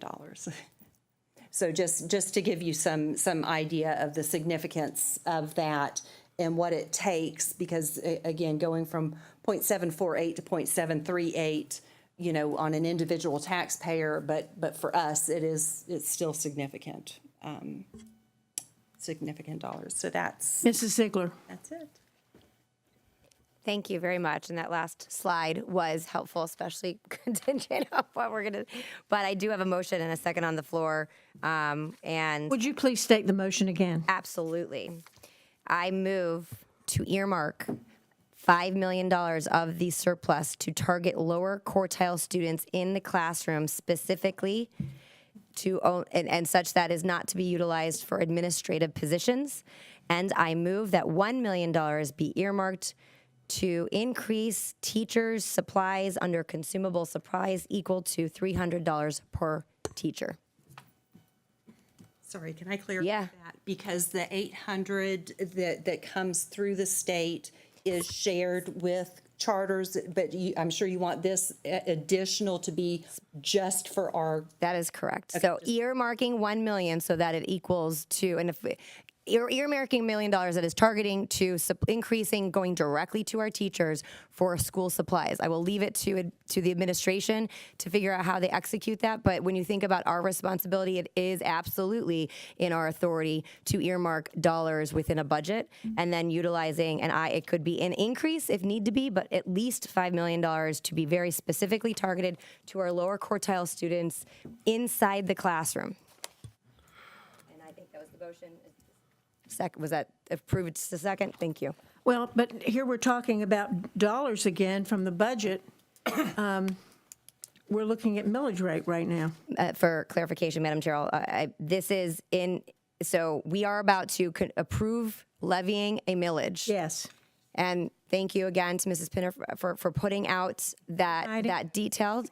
And she's out of here. No, but in order to, especially given the excess amount that we just extensively discussed, for a transparent purpose, I think identifying that we as a board can, if this passes, that would now go to approving a millage. And yes, then we can bring that into the budget through that amendment as well. I mean, it would lean in from that from that amendment being passed. It will be marked in the record to reflect itself in the budget. So if I may, I don't know if this is a good suggestion or not, but maybe we should then vote on item number 6 first and then go back to the millage? Or It's neither here nor there. I mean, really, it's an earmark. It really is about the budget. It is not about the millage rate. It's about. Just a suggestion. No, I appreciate that. No, Okay. I want to be very clear. No, out of respect to my colleagues, it is merely to understand that this action does actually reflect we are going next to the millage, No, we're but going next to the budget. whatever, I will defer to the chair. My motion stands on its own. It actually does impact both. Okay, so you're making a motion, and Karen Rose has seconded. Are we there? That is correct, Madam Chair. And Mr. Edwards has a comment.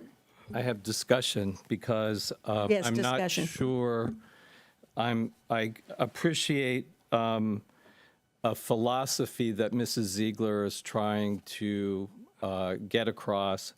My problem is that I might not share that philosophy. So what I need to understand is, if I think I heard this, it sounded as though I will not approve this millage rate if I don't get this earmark. So then, to me, there should be a proposal of what that millage rate would be in lieu of the earmarks. So that's what I'm waiting to hear. Mrs. Brown. Again,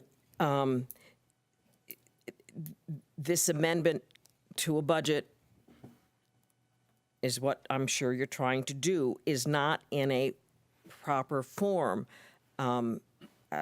FSBA and it would teach you what you're supposed to do. You're supposed to say, oh, I want to take it from this item and I want to put it there.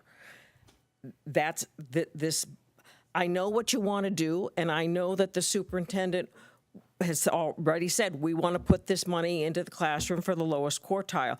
I have a concern about the $1 million for the teachers, because we've all said we want to do something to help the teachers in the classrooms.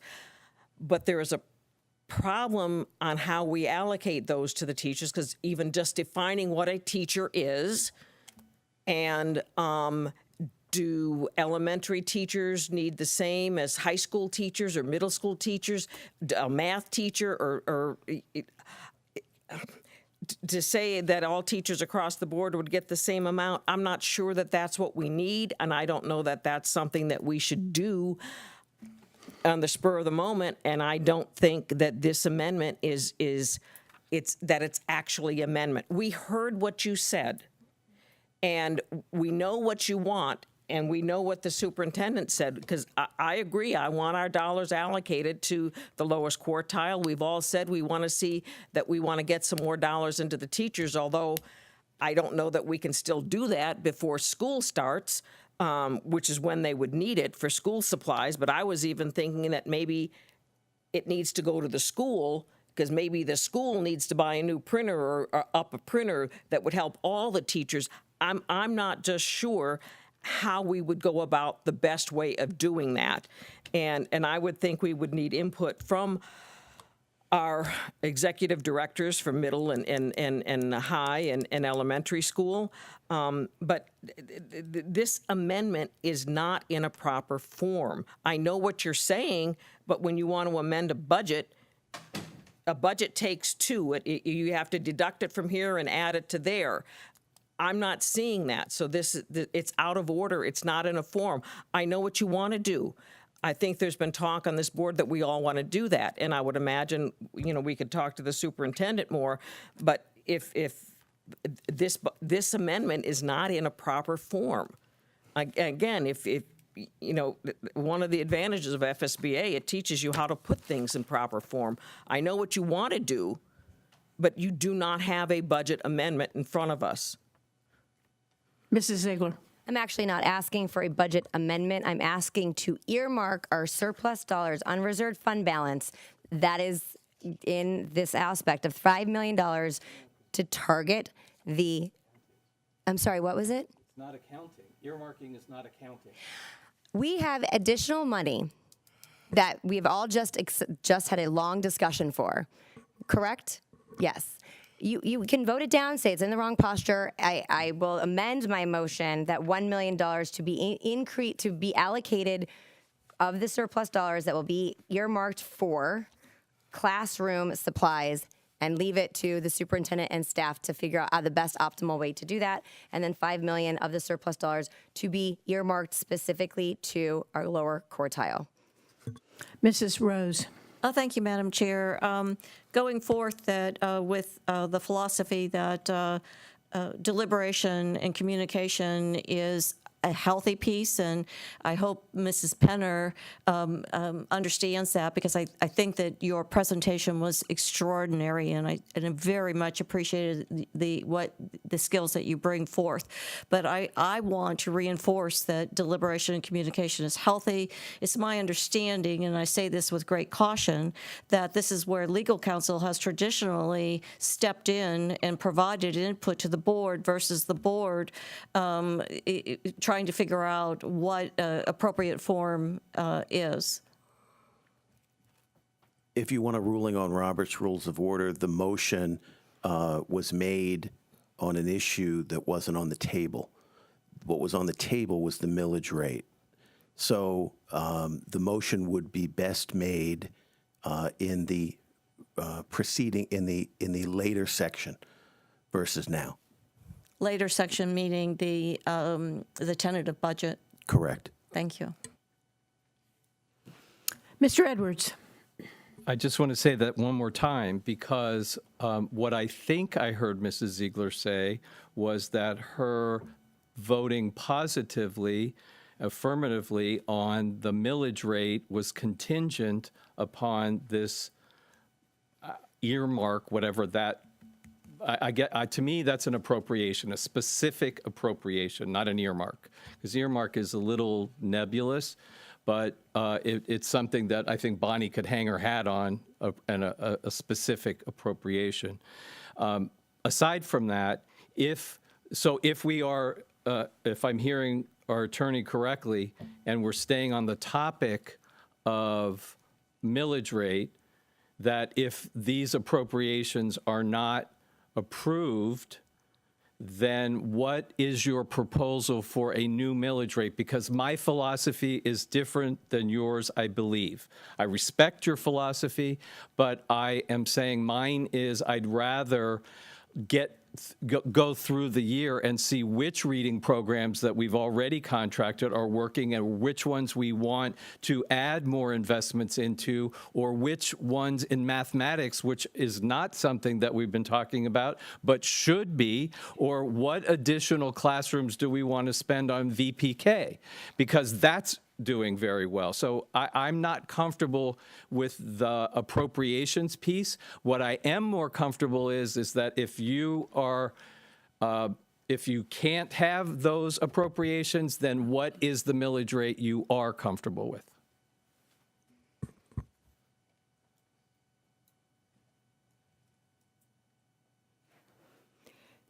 Mrs. Ziegler. I appreciate that concept. However, I am looking at the aspect that about not decreasing. I see if we are here and this is where we're levying it, I think it is imperative that the public know that with that additional money, directionally, we have it very clearly what we are doing. I will tell you that from a Robert's Rules of Order standpoint, I can certainly make a motion even while we're discussing another topic. Quite frankly, the motion and second was on the floor, and this is not at anyone else's disrespect, but actually the appropriate Robert's Rules of Action would be to address it at that time, or for someone to suspend and make a motion. But we didn't do that. However, that being said, there is a motion on the floor. It has been seconded. And a second. I am not being. Thank you. And I think it is. And I close on my motion. So let's vote. All in favor of this amended motion, please signify, and we'll start with Mrs. Rose. Mrs. Rose? My vote is an aye, Madam Chair. Mr. Edwards? I'm sorry. If we're voting on millage rate, I can't be voting on. I don't. It's not in where we're supposed to be. So I don't know if you want Tell me to. how you voted. Yay or nay? Nay. Okay. I vote nay for a similar reason. It's in the wrong place. Mrs. Ziegler? I vote aye. Yes. And Mrs. Brown? I vote nay. It's out of order. So the motion fails 3-2. Now we're back to the proposed millage, which is on our agenda, and we need to vote. Can we vote online, Mrs. Tompkins, or do we need to take a voice vote? I refreshed mine. Let's see if it works yet. Oh, yeah, we need public comment, don't we? Point of order.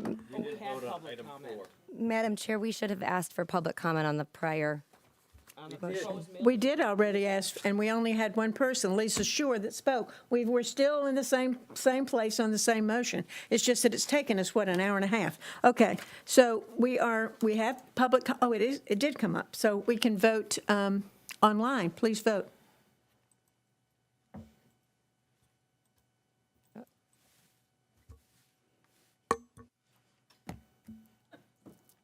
Mrs. Ziegler, do you have something to say? We were in the middle of voting. I'm sorry that I didn't see your. Okay, thank you.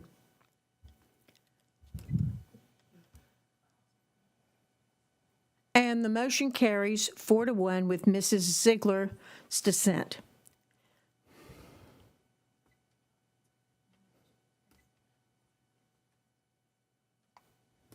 All right, now we're moving on to the the adoption of the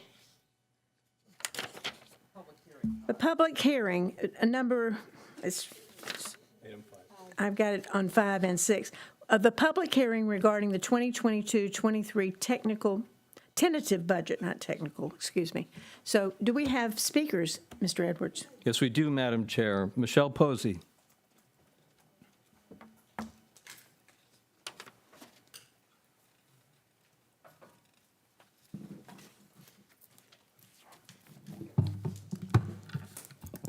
Thank you. Michelle Posey, District 3. I want to start, Ms. Penner, by saying if you can get me to understand millage, you are just a godsend. I think that you've done an amazing job, and so has your staff. You should have been in my high school helping me when I was in math. But going forward to discuss what we're facing now with the budget, and again, this is not to anybody in particular, but for a school district with $1 billion roughly budget, 4 pages does not a budget make. If you've had business experience, you understand that when you're trying to go to get any kind of lending, they would laugh if I gave them this. We need the meat and potatoes. And I understand, actually, I didn't know there was a workshop, I guess, scheduled that got canceled. I wasn't aware of that, but that makes sense because I just don't see why this isn't workshopped in great detail. I'm talking about going into great detail because, for example, in my layman's understanding, item number one, or line 141, we're talking about legal services. It looks like we're planning about 1.3 million. That was capped last year at 800,000. I know we had some extra expenditures apparently that we gave, but I'm not sure why our legal fees are that high. I'd like to know what our scope of work is with that. Didn't we go with Neola so that we could save funds on attorney fees? Does that include DeLeo and the other gentleman that's here sometimes? I need the meat and potatoes, and I think, again, if I was going to a bank for funding, and you might not like to think of it that way, but you're spending tax dollars, so you are sort of looking for a validation for the funds that you're spending, and 4 pages is not going to cut it.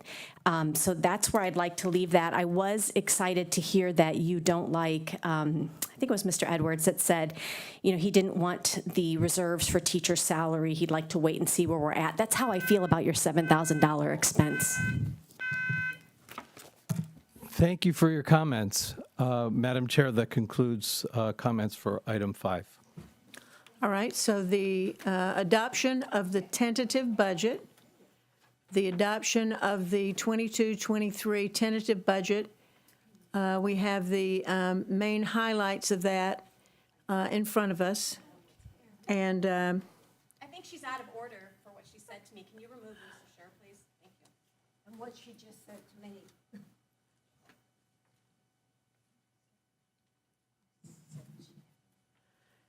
I want to have someone make a motion, please. I move the adoption of the tentative budget as presented. Second.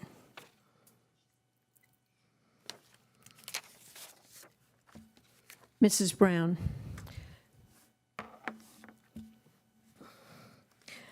I know there's been some confusion with the public and perhaps even board members that this is all new to us.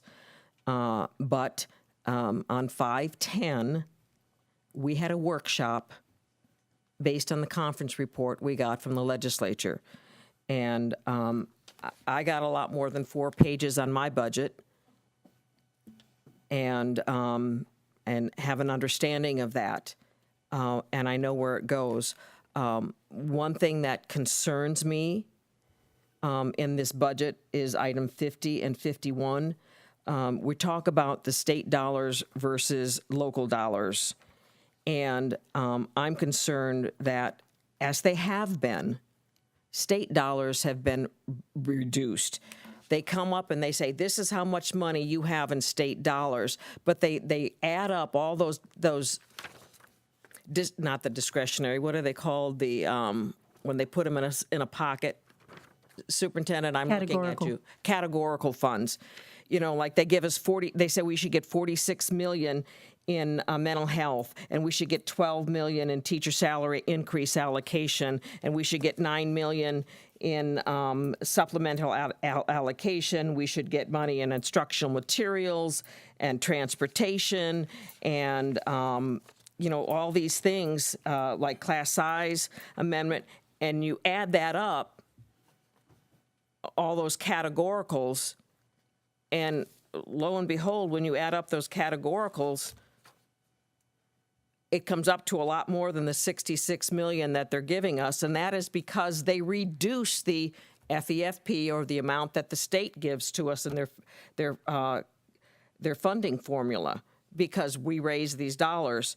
And the first one is just a reduction because of those. And then the other thing that they reduce it by is the scholarships from the K, the Gardner, and the empowerment scholarships, 13 million across the board, and then another 20 million for these scholarships. Even though it's included in our overall dollars that where they figure how much we owe, they take that out of those dollars that we should have gotten in the categoricals. So in reality, we're not getting 46 million for the what is it, the class size reduction. We're not getting the money for the mental health because they're reducing those, it's 46 for, they're reducing those amounts by that. So we're not getting all those dollars. And I don't think that's fair that they're reducing our categoricals and saying, oh, you're having to pay for that with your local dollars. I don't think that's fair that they're doing that. I think if they have categorical funding, they should give us the full categorical on all of those. And again, they're in this handout that they give us. I don't know if the audience has it or not, but it's 3 pages. And in this, and all the board members have it, a line AH that shows what the dollars were that we discussed when we had a workshop and on the budget. And then here's what the new one is that we have now, and here's what the variance is, and it lists all the things that are different on this one than what was on the other one, and a lot of it has to do with those new dollars that came in. But we're looking at seeing basically the increase. Most of those increased dollars are being put into a reserve fund, unassigned fund balance, and we've heard from the superintendent and staff where they want to put those dollars as what we're discussing. And I know that we can discuss at a future date, at a future workshop, how we are going to allocate those dollars. And then we can come through with the superintendent's budget at the beginning of the meeting, as we always do, and there's budget amendments that come through where it takes it from this line and puts it in that line. And that's what I look forward to do in the coming month. And I support what you've done, and I know how difficult it was pulling it all together this fast. We have a budget. We will be discussing the budget in our workshop in August.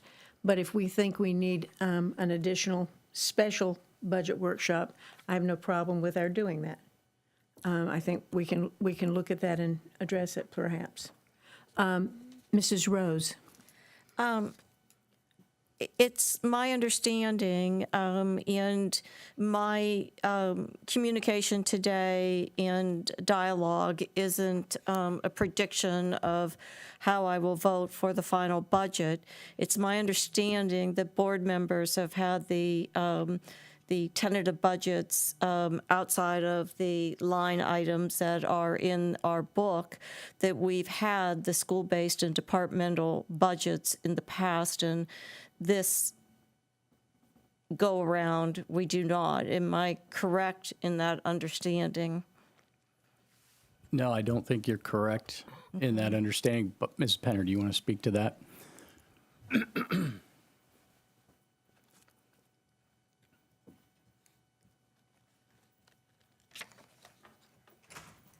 I may have to defer to my historian here, but several years ago, the district went for what's called the GFOA budget in Certificate of Excellence in Budgeting Award, and that changed the look of the budget book. Now, I don't know that there was necessarily a whole lot that was reduced, that was taken out. Some of the things changed the way they look. For instance, the allocation of staff to each school, and you can see several years of history and then what it is in this year. It used to be that there was 1 page per school, and now you're seeing a couple of schools on each page. And so as far as the tentative budget book, it's fairly similar to what it's been in the last couple of years. The final budget book adds more to it. There's a lot more graphs, and you'll have some more information, comparison information in there, and pictures and things like that that make it a little bit bigger. So those have not changed. Now, it's, again, my understanding that as certain initiatives were underway, that there's been more information provided. So I think there have been times in the past when there have been changes in superintendents, and they've done some changes in the org charts. That some of those have come about earlier on, and there have been budget books for that, but that's when there's been some significant change. Now, this year, our significant budgeting change has been the strategic plan, which has been developed or discussed again, my understanding, I'm not the historian here, but has been discussed quite a bit. And then you'll see in this budget book, one thing that is added is for each fund, we have a sheet that shows how that budget for that fund aligns to the strategic plan. So it does change, but it's been relatively consistent for the last 3 years. When you get the final budget book, it will be a little bit larger. So the tentative budget that we're voting on today and that we have voted on in the past contained these line items and didn't contain the pieces that you are referencing. And the reason I ask this, because I'm being asked to vote on this budget, which is one of my primary roles, and it doesn't have the tentative information that I've had in the past, whether it is org charts, whether it is school-based dollars aligned to these amounts. It's very generalized, and I understand the reward piece and that you are the experts, and I completely and totally respect that, being awarded excellence in finance. So are those changes, do they include schools as well, or just the zero-based departmental? I'm at a loss here for why there's a different perceptions. As am I, because we discussed this quite a bit today, and we looked at the last several budget books. Again, we know 3 years we've received for the last 3 years because we've got the GFOA awards. So the budget book was modified so that it fit within that presentation, and which is budgeting with excellence. So it's just certain ththings are in a different format. We've got a system now that will do things. I think that there were a lot of what we would call working documents that were presented, in years past to the board, but now we have a system that is able to do some of the allocations, but you still have org charts in there. You still have personnel allocations to the schools. You may not see dollars assigned to those personnel allocations, but it was always, that was, what you see instead is all of that rolled up, which is frankly what's required.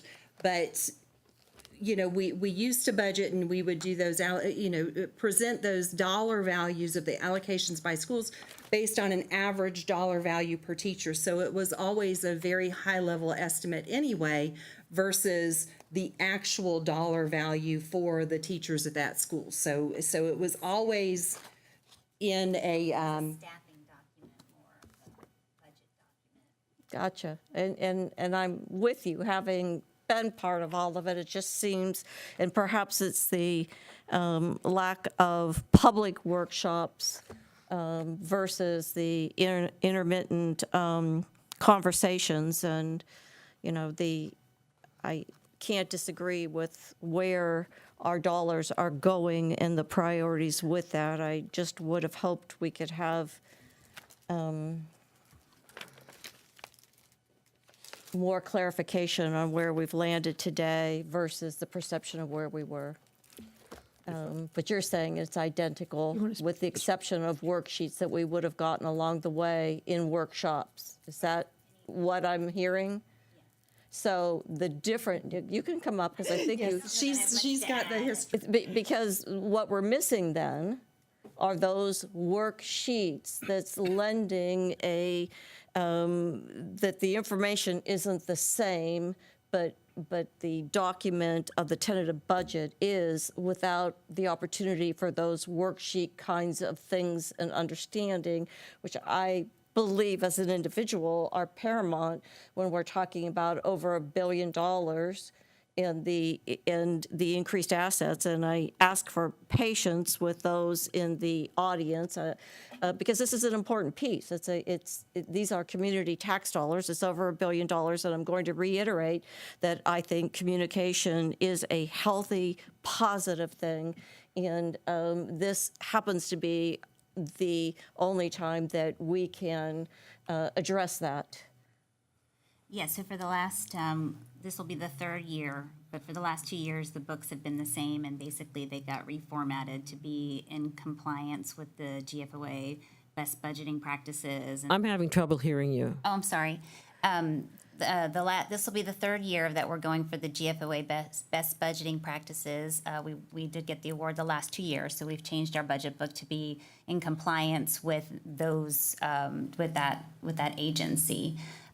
So when we've changed to that, basically the books that you were used to seeing by my predecessor for like the last 35 years were very, they were done on Lotus and they were done on Excel spreadsheets. And so now with our new, our software system, ESD, basically everything is in the software system. So we don't prepare spreadsheets the same way, or we have to manually key things in and send them out. And those were the sheets you're talking about were ones that the principals would get during staffing.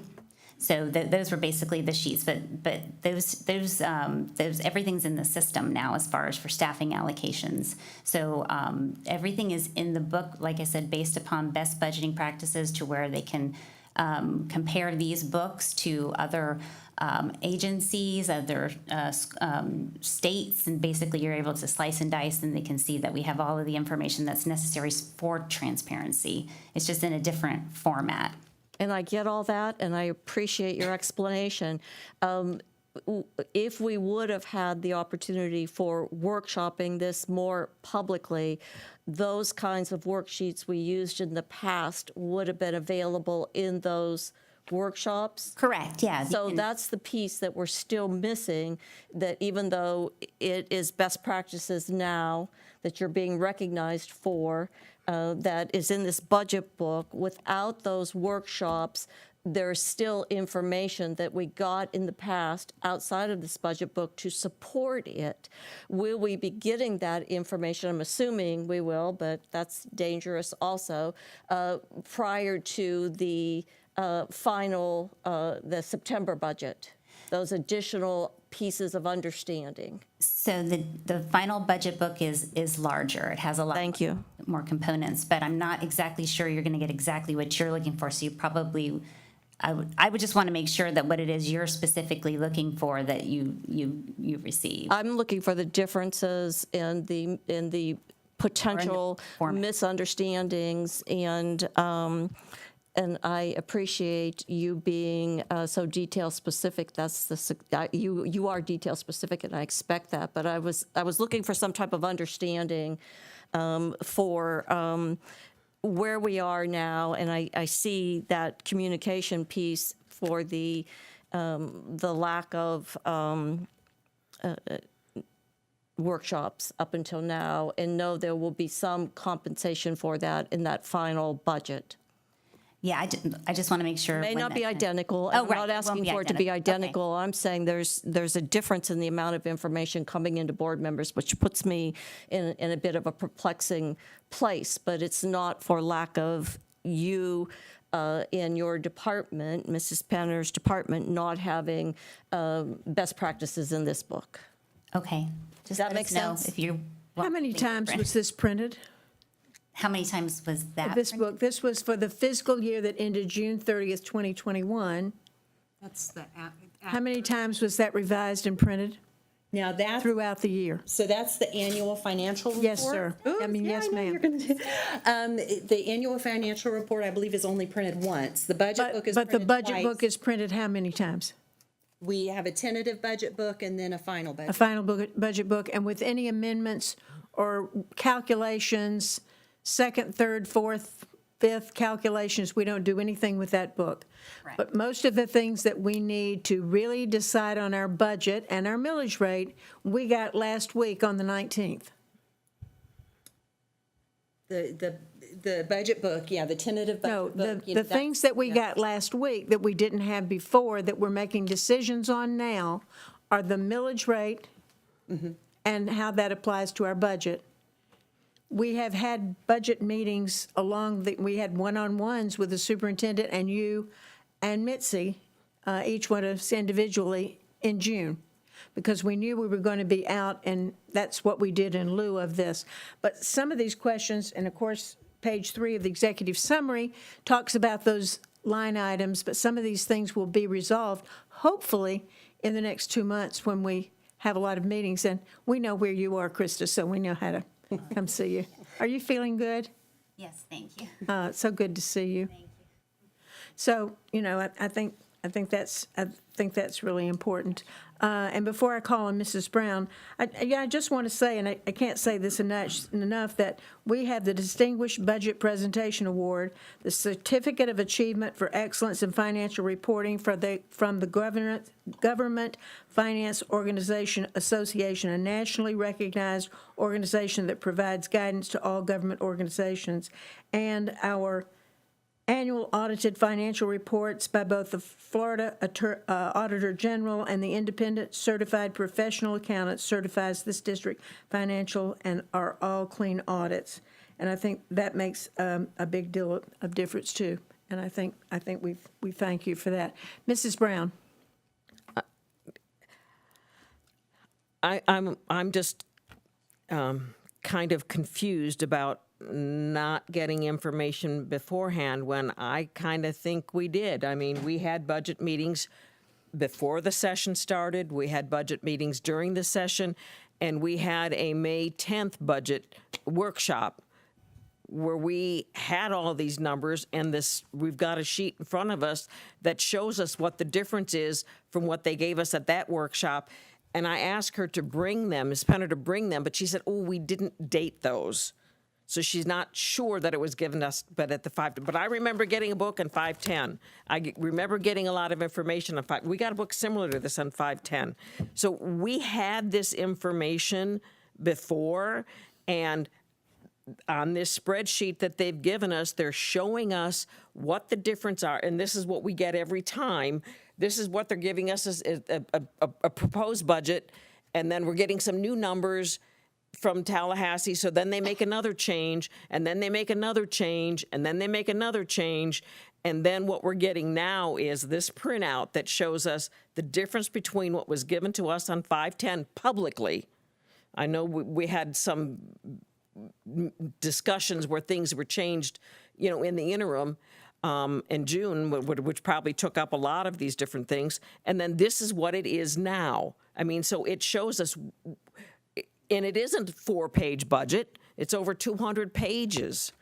And we've had a lot of this information. We've had a lot of discussions. We've had workshops. We just haven't called it the tentative budget. We called it the proposed budget. And I was going through and cleaning some of my stuff out and passing some of it out. And this year I did pass some of that information along. I don't have it. Because I shared it with other people who were looking at that information. But I could probably get it back from them. But we did have discussions. We did have more detailed discussions. And again, I can't expect people of the public to understand all of that, but at least board members can go someplace and learn more about the budgeting process. Dr. Asplin, do you have anything? Yes, I just, I want to say that, along the way throughout the year, we've had, budget topics on our workshops. One thing that we need to understand too is, if you recall, we used to have 2 workshops a month. Not the saying that I want to have 2 workshops a month, but we did. And now we're at 1 workshop a month, and you know what our workshops look like. It seems like we're here all day. So one thing I do want to also say that, Ms. Corcoran's been here through June 30th. And so everything that she has normally done since she's been here, she had done all the way through June 30th. July 12th was a workshop that we did cancel for various reasons, hence the reason we did a one-on-one with the board members at the very end of June. However, I do know that that is not sufficient, in that I know that you as board members want to get together and discuss that. So I think what we need to do is next year, perhaps, when we're around May, June, we need to increase the number of workshops that we have in case you need to see more information. And then if you can give us the information that you would like to see that is not in the book, we can certainly make that happen for you so that we can have a good budget for you to look at to make decisions. But I do want to say that, Mrs. Penner has taken over as of July 1 when Ms. Corcoran left, and she has done a fantastic job. If you remember the first week of July, the whole school district was closed, so she's really been by herself for the last 2 weeks in producing this budget book and moving forward based on the information we had. She's done a great job, and I know that you all know that she's done a great job as well. I appreciate the fact that you all are looking at the budget as you are and looking at it very, very closely. I do appreciate that. We need that. We need all eyes on that so we can do what we need to do to be good stewards of the public's money. But my recommendation would be, and I can make that happen next year, is to increase the number of workshops right around that time to make sure you're getting that information and make sure that I know exactly what information you'd like to see during that time. Thank you.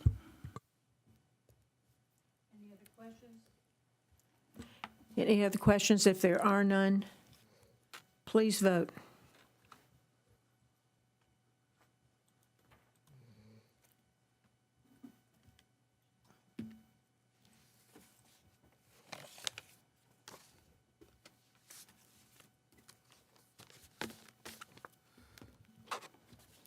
And the motion carries 3-2, with Mrs. Ziegler and Mrs. Rose voting nay.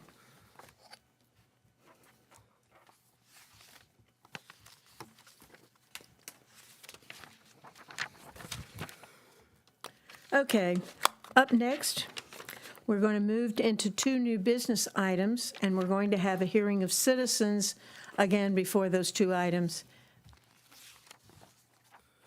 Mr. Wilson, so I'm not confused. You have filled out a card for an agenda at new business? No, yes? It says number 1. Is it flipping? That would be number 7, but come on up.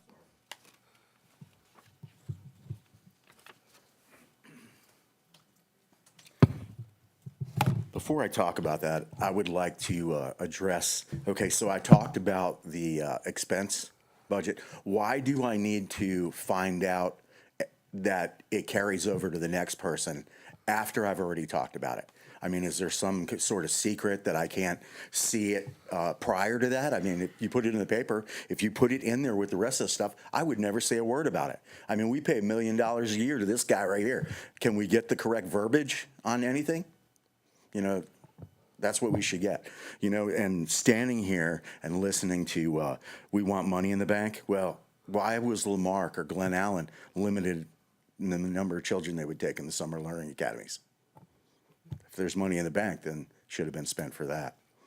You know, the other thing is what works and what doesn't work, you know, we should have these. If it's not working, let's not buy it. Well, I think I've already said that with reading recovery. Now we'll go to flipping. On flipping, I love that, you know, the kids need counseling, but there's already a lot of holes in the ship where this money should go somewhere else. And as far as, like I read in there, that where you're not going to have any consequences to these kids, you already have a problem in these schools. I don't know. I think everybody around here has no idea what's going on in these schools. You have no respect for teachers. The kids are cussing in these teachers' faces. And you're going to even reduce that even more? No wonder you can't hire teachers, because you pull their teeth.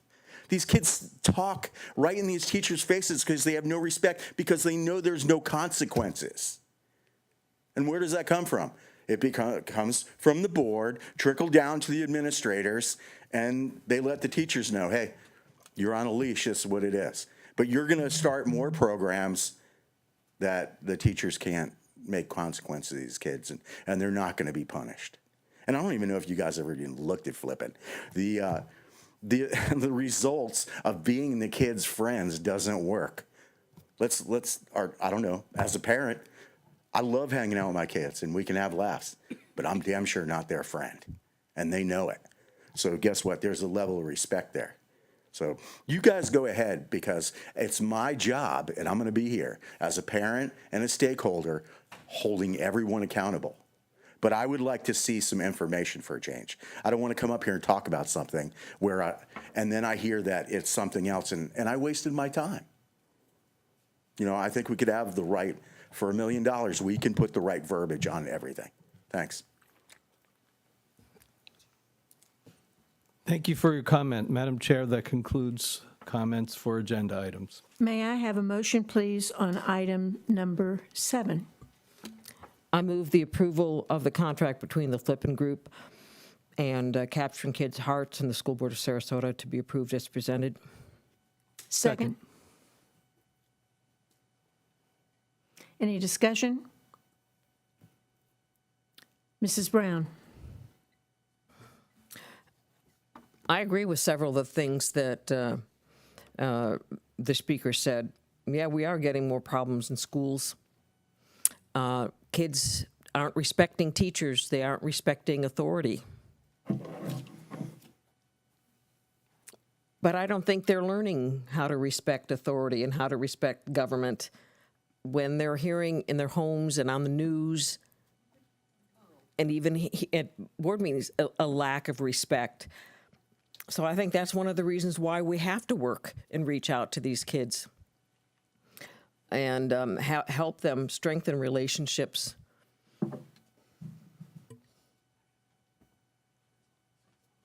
Mrs. Ziegler?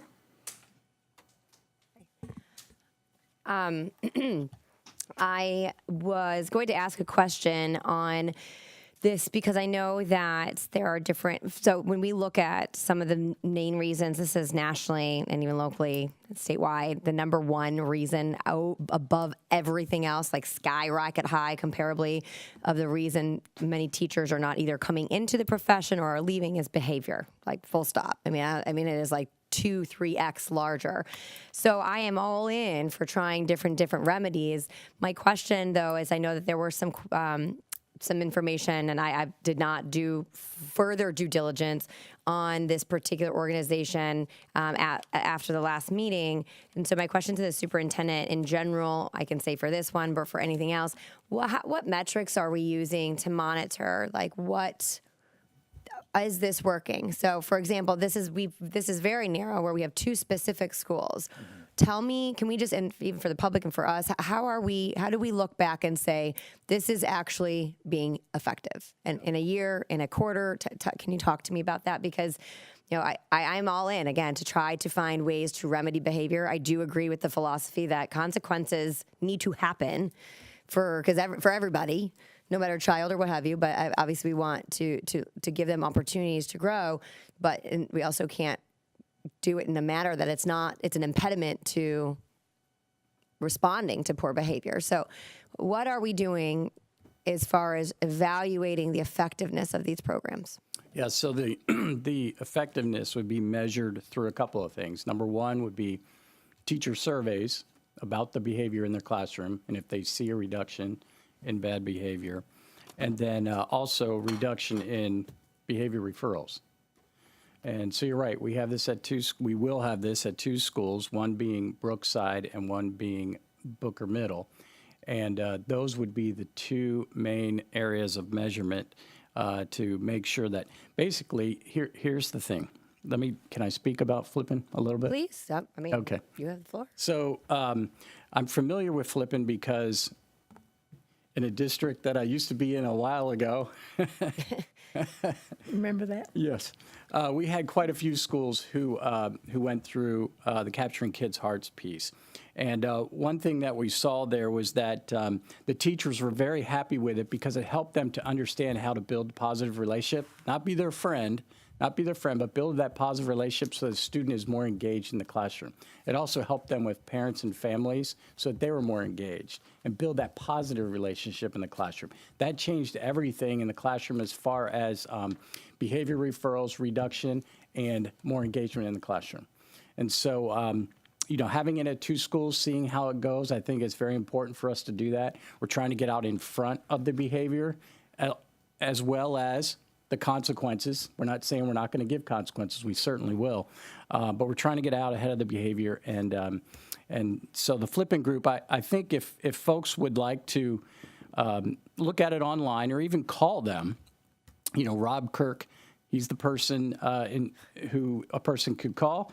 And then I know they have speakers that are fantastic. And you'll find that it's more of a conservative group. And they do a great job of building great relationships with teachers, building great relationships with students. Hope it. And he may get a bunch of calls now. No, I'm kidding. I don't know. No, I appreciate that, and I think it's just monitoring. And we're doing this on a quarterly basis each semester, or are we doing it on the annual? Yeah, we like to do it monthly, actually. Great. Yes. Okay, thank you for that. I would just like to say that I'm most concerned about middle school.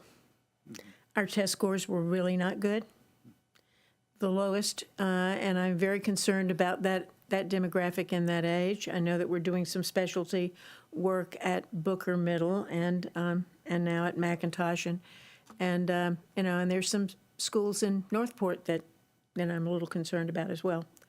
So I think we need to really look at this program and other things that we might do in the middle school, because it's going to get harder and harder for these kids as they go into high school.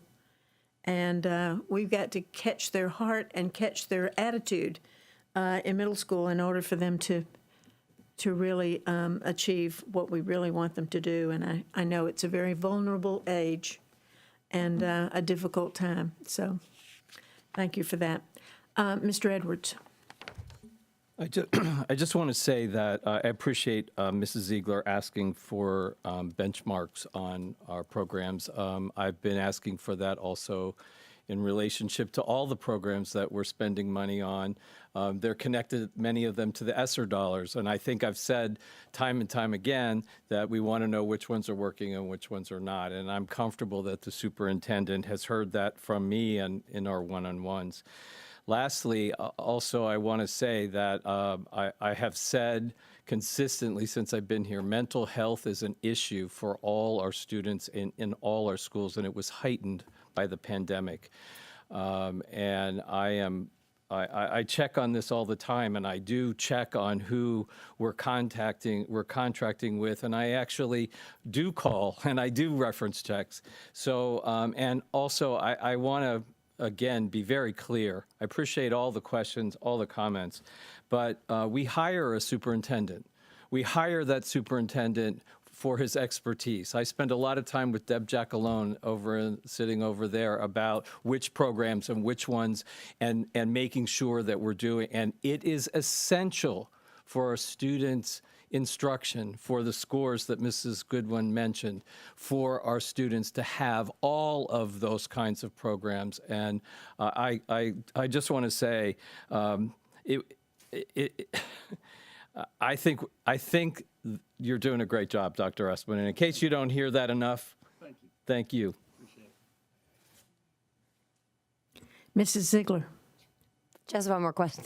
Just one more quick question. It says grant funded. Is this under ESSER funding, or is there a specific grant? Because that is a little unusual. Normally we say this is funded by X grant, and I did notice the last time, and then I know people have asked, so, and I'm sorry I didn't ask that in my final question, but usually we put the amount on the financial impact, and we usually put this is being funded by X grant or whatever, because especially if it's a local grant, we typically like to recognize those grant funders or identify it. So can we clarify who and how much? It was it was $50,000, but I do not know which grant. Do you know, Ms. Penner? It's Jumpstart ESSER. Thank you. Thank you. All right, not hearing no other comments. Oh, it was half. That's half? What? Okay. What? Do you need to explain anything with the dollar amount? Half. I heard half back there. Okay. Oh, So it's Okay. ESSER dollars and it's 50,000. Is that correct? Okay. Please vote.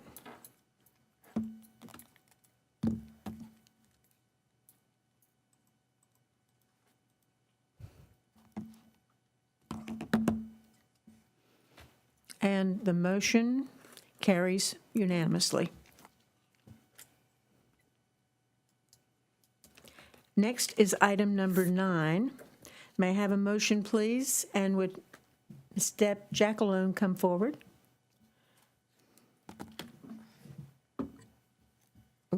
We had 9 or 8? I'm sorry. 8. It's item 8, but I'm showing up number 9. I apologize. Number 8. I yes. move that the Sarasota County Schools Mental Health Association Assistance Allocation and Behavioral Health Plan for 2022-2023 be presented, and I guess she's going to explain it. Second.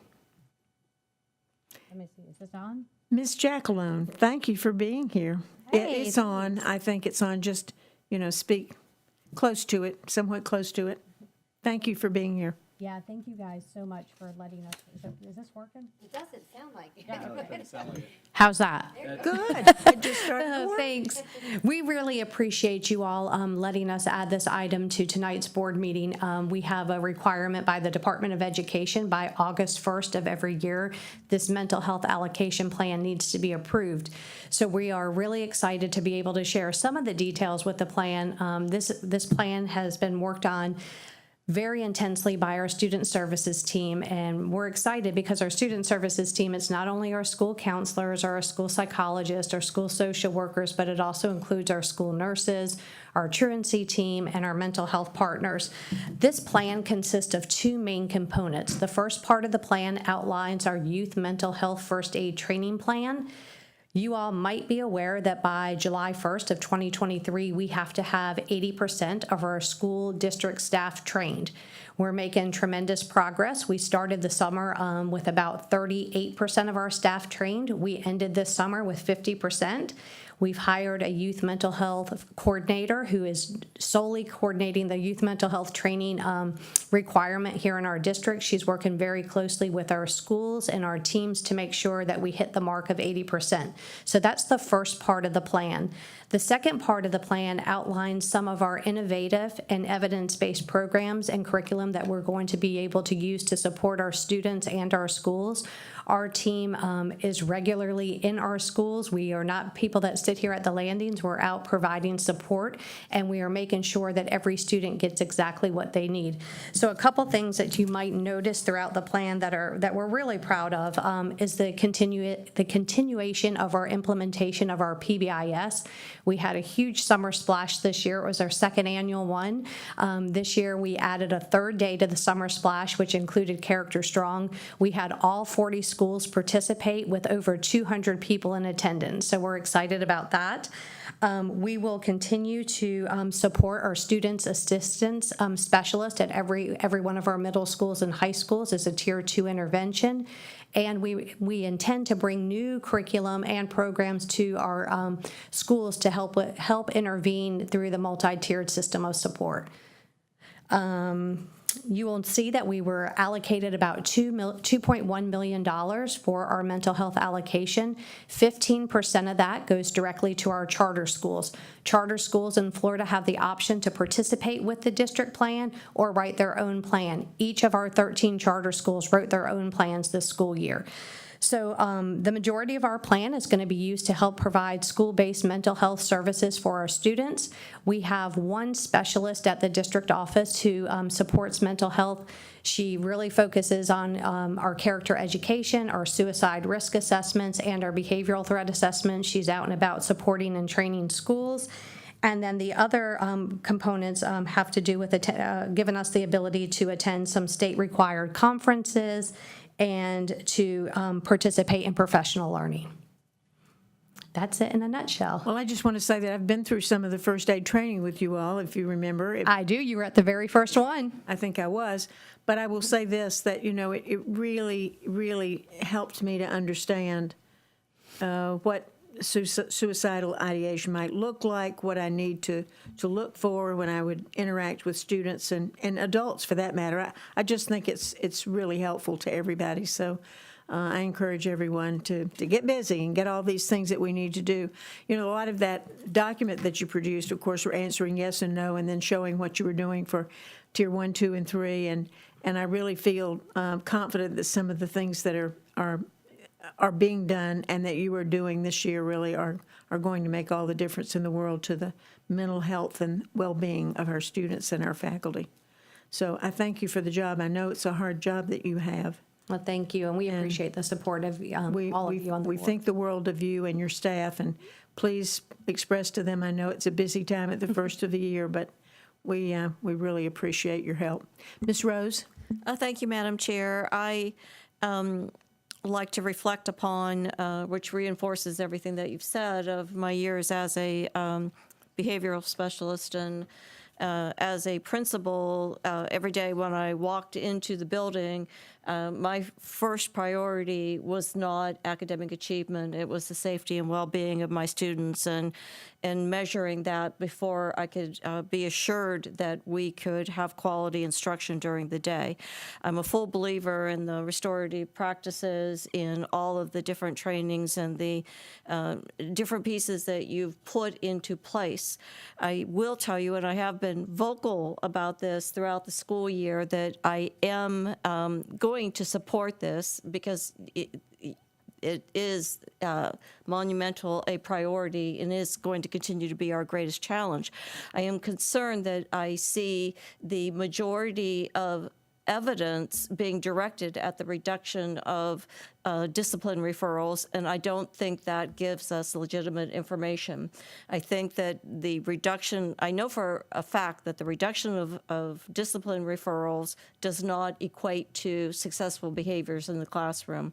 I cannot tell you where our discipline stands. I would like, and I have said this is not a surprise, and I'm going to reiterate it, and it is a concern for me in this plan that I would like to see repeated evidence coming from teacher surveys of successful behavior in classrooms, because I won't speak for anyone else, I am getting feedback that discipline is an issue. And I can't say how big of an issue or how small of an issue, but if teachers do not feel that they are getting that kind of support, and that's not negating restorative justice and all the other things are great, and I support them, but discipline seems to be a missing piece for me. I would like, and I'm going to say it again, for teachers to have quarterly opportunities to be surveyed on the success that these programs are bringing with successful behaviors in the classroom.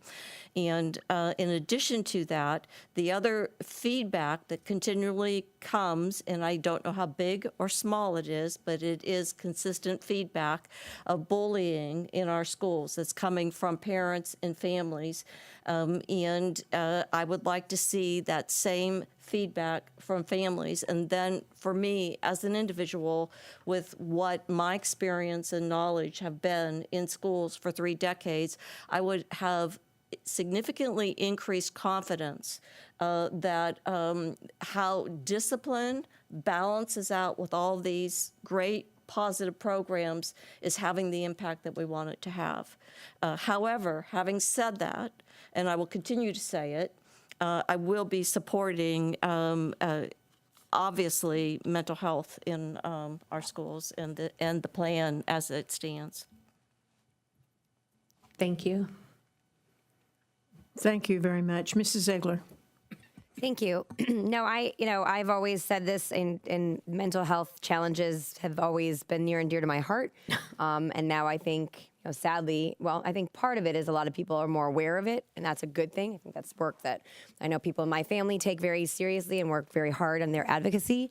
And I also think that there's also a expansion of people falling into darker, deeper depressions and higher suicidal ideations at an earlier age. And I think we're seeing that hit very earlier on. And so I think as a community, it's constantly, what are we doing? What can we do better? And then it's also and it can be an impediment to their learning, and it can also be an impediment because it can manifest itself in a variety of behavioral disruptions. And then that's also an impediment to their fellow students and colleagues in order to learn. So it is everyone's on all hands on deck. as we move forward, I'm glad that the First Lady has made this is a very big, Florida's First Lady, has made a very concerted effort to highlight this, not only in education, but certainly in law enforcement and in our veteran services. But there's a really key part of it, and it's about perseverance. And I think that word cannot be used enough. Gives me goosebumps. It is so important that we are having these conversations with families so that they understand that child or that whatever that barrier is, that they understand how to overcome it. And some journey is a lot easier than others. But I think that balance of being a support and understanding and seeing those and finding in continuous ways to engage our families in that process is something I will continue to harp on. The other part is, and I hate to see this, and this actually infuriates me because I am so passionate about mental health.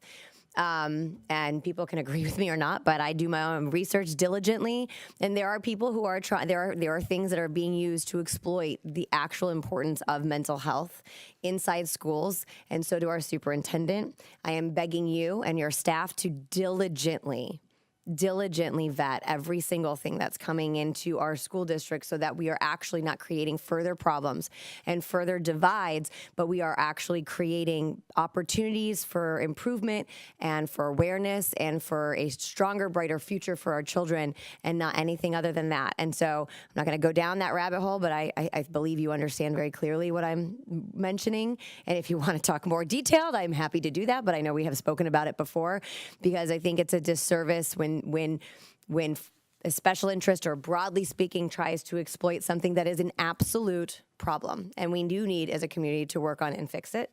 But I will, as we go forward and look at our contracts and look who our service providers are and look how they're going to utilize that, is something that I would hold to the highest standard as it comes to the administration and to the superintendent to understand that is, please do not put anything in front of us that would fall into those categories because I don't think that's what anybody wants. And it ends up being an impediment to, I believe, something that this entire community can actually get behind as long as it's being utilized and demonstrated in the strongest way. So thank you. Hearing no other discussion, please vote.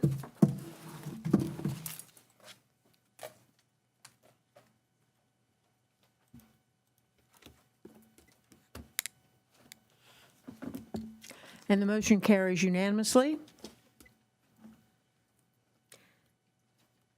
We will have a regular school board meeting Tuesday, August 2nd.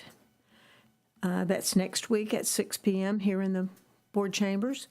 We'll have an additional school board meeting August the 16th at 6 p.m. here. And we'll change the date of our work session to Wednesday, August the 17th at 9 a.m. due to the fact that we don't want to have a meeting the first week of school. So with that, we're adjourned. And next up, we will bring up anyone who wishes to speak generally on anything before we leave. Michelle Posey.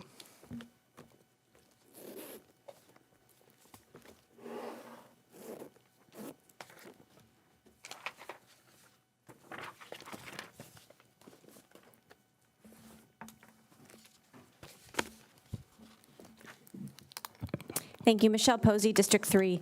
I just have three short things.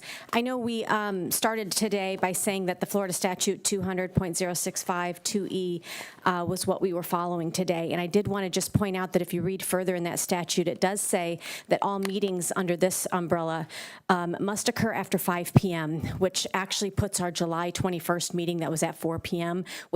outside of the Florida statutes. It just makes it hard for working members of the community to attend, so I just wanted to point that out. The second thing, since you've talked about it, restorative justice, I just want to err on the side of caution. It's a really pretty term, and I hope that in some areas it works, but for the overall goal of having good gains, just please, please, please err on the side of caution to not maybe underreport things or let things slide. That is one of the things that the Marjorie Stoneman Douglas Commission stated with the Parkland shooter was that I think it was 42 times he had been reported to law enforcement. He had an obscene amount of referrals, and they were overlooked because they really just didn't want to have this child be expelled. So I caution you on that. We've made a lot of references to the May 10th workshop. When I asked questions about the budget being a little more detailed, I'm glad you said that, because I did take another look at that 6-hour-long workshop where lots of things were covered, including reading pilot programs, the strategic plan.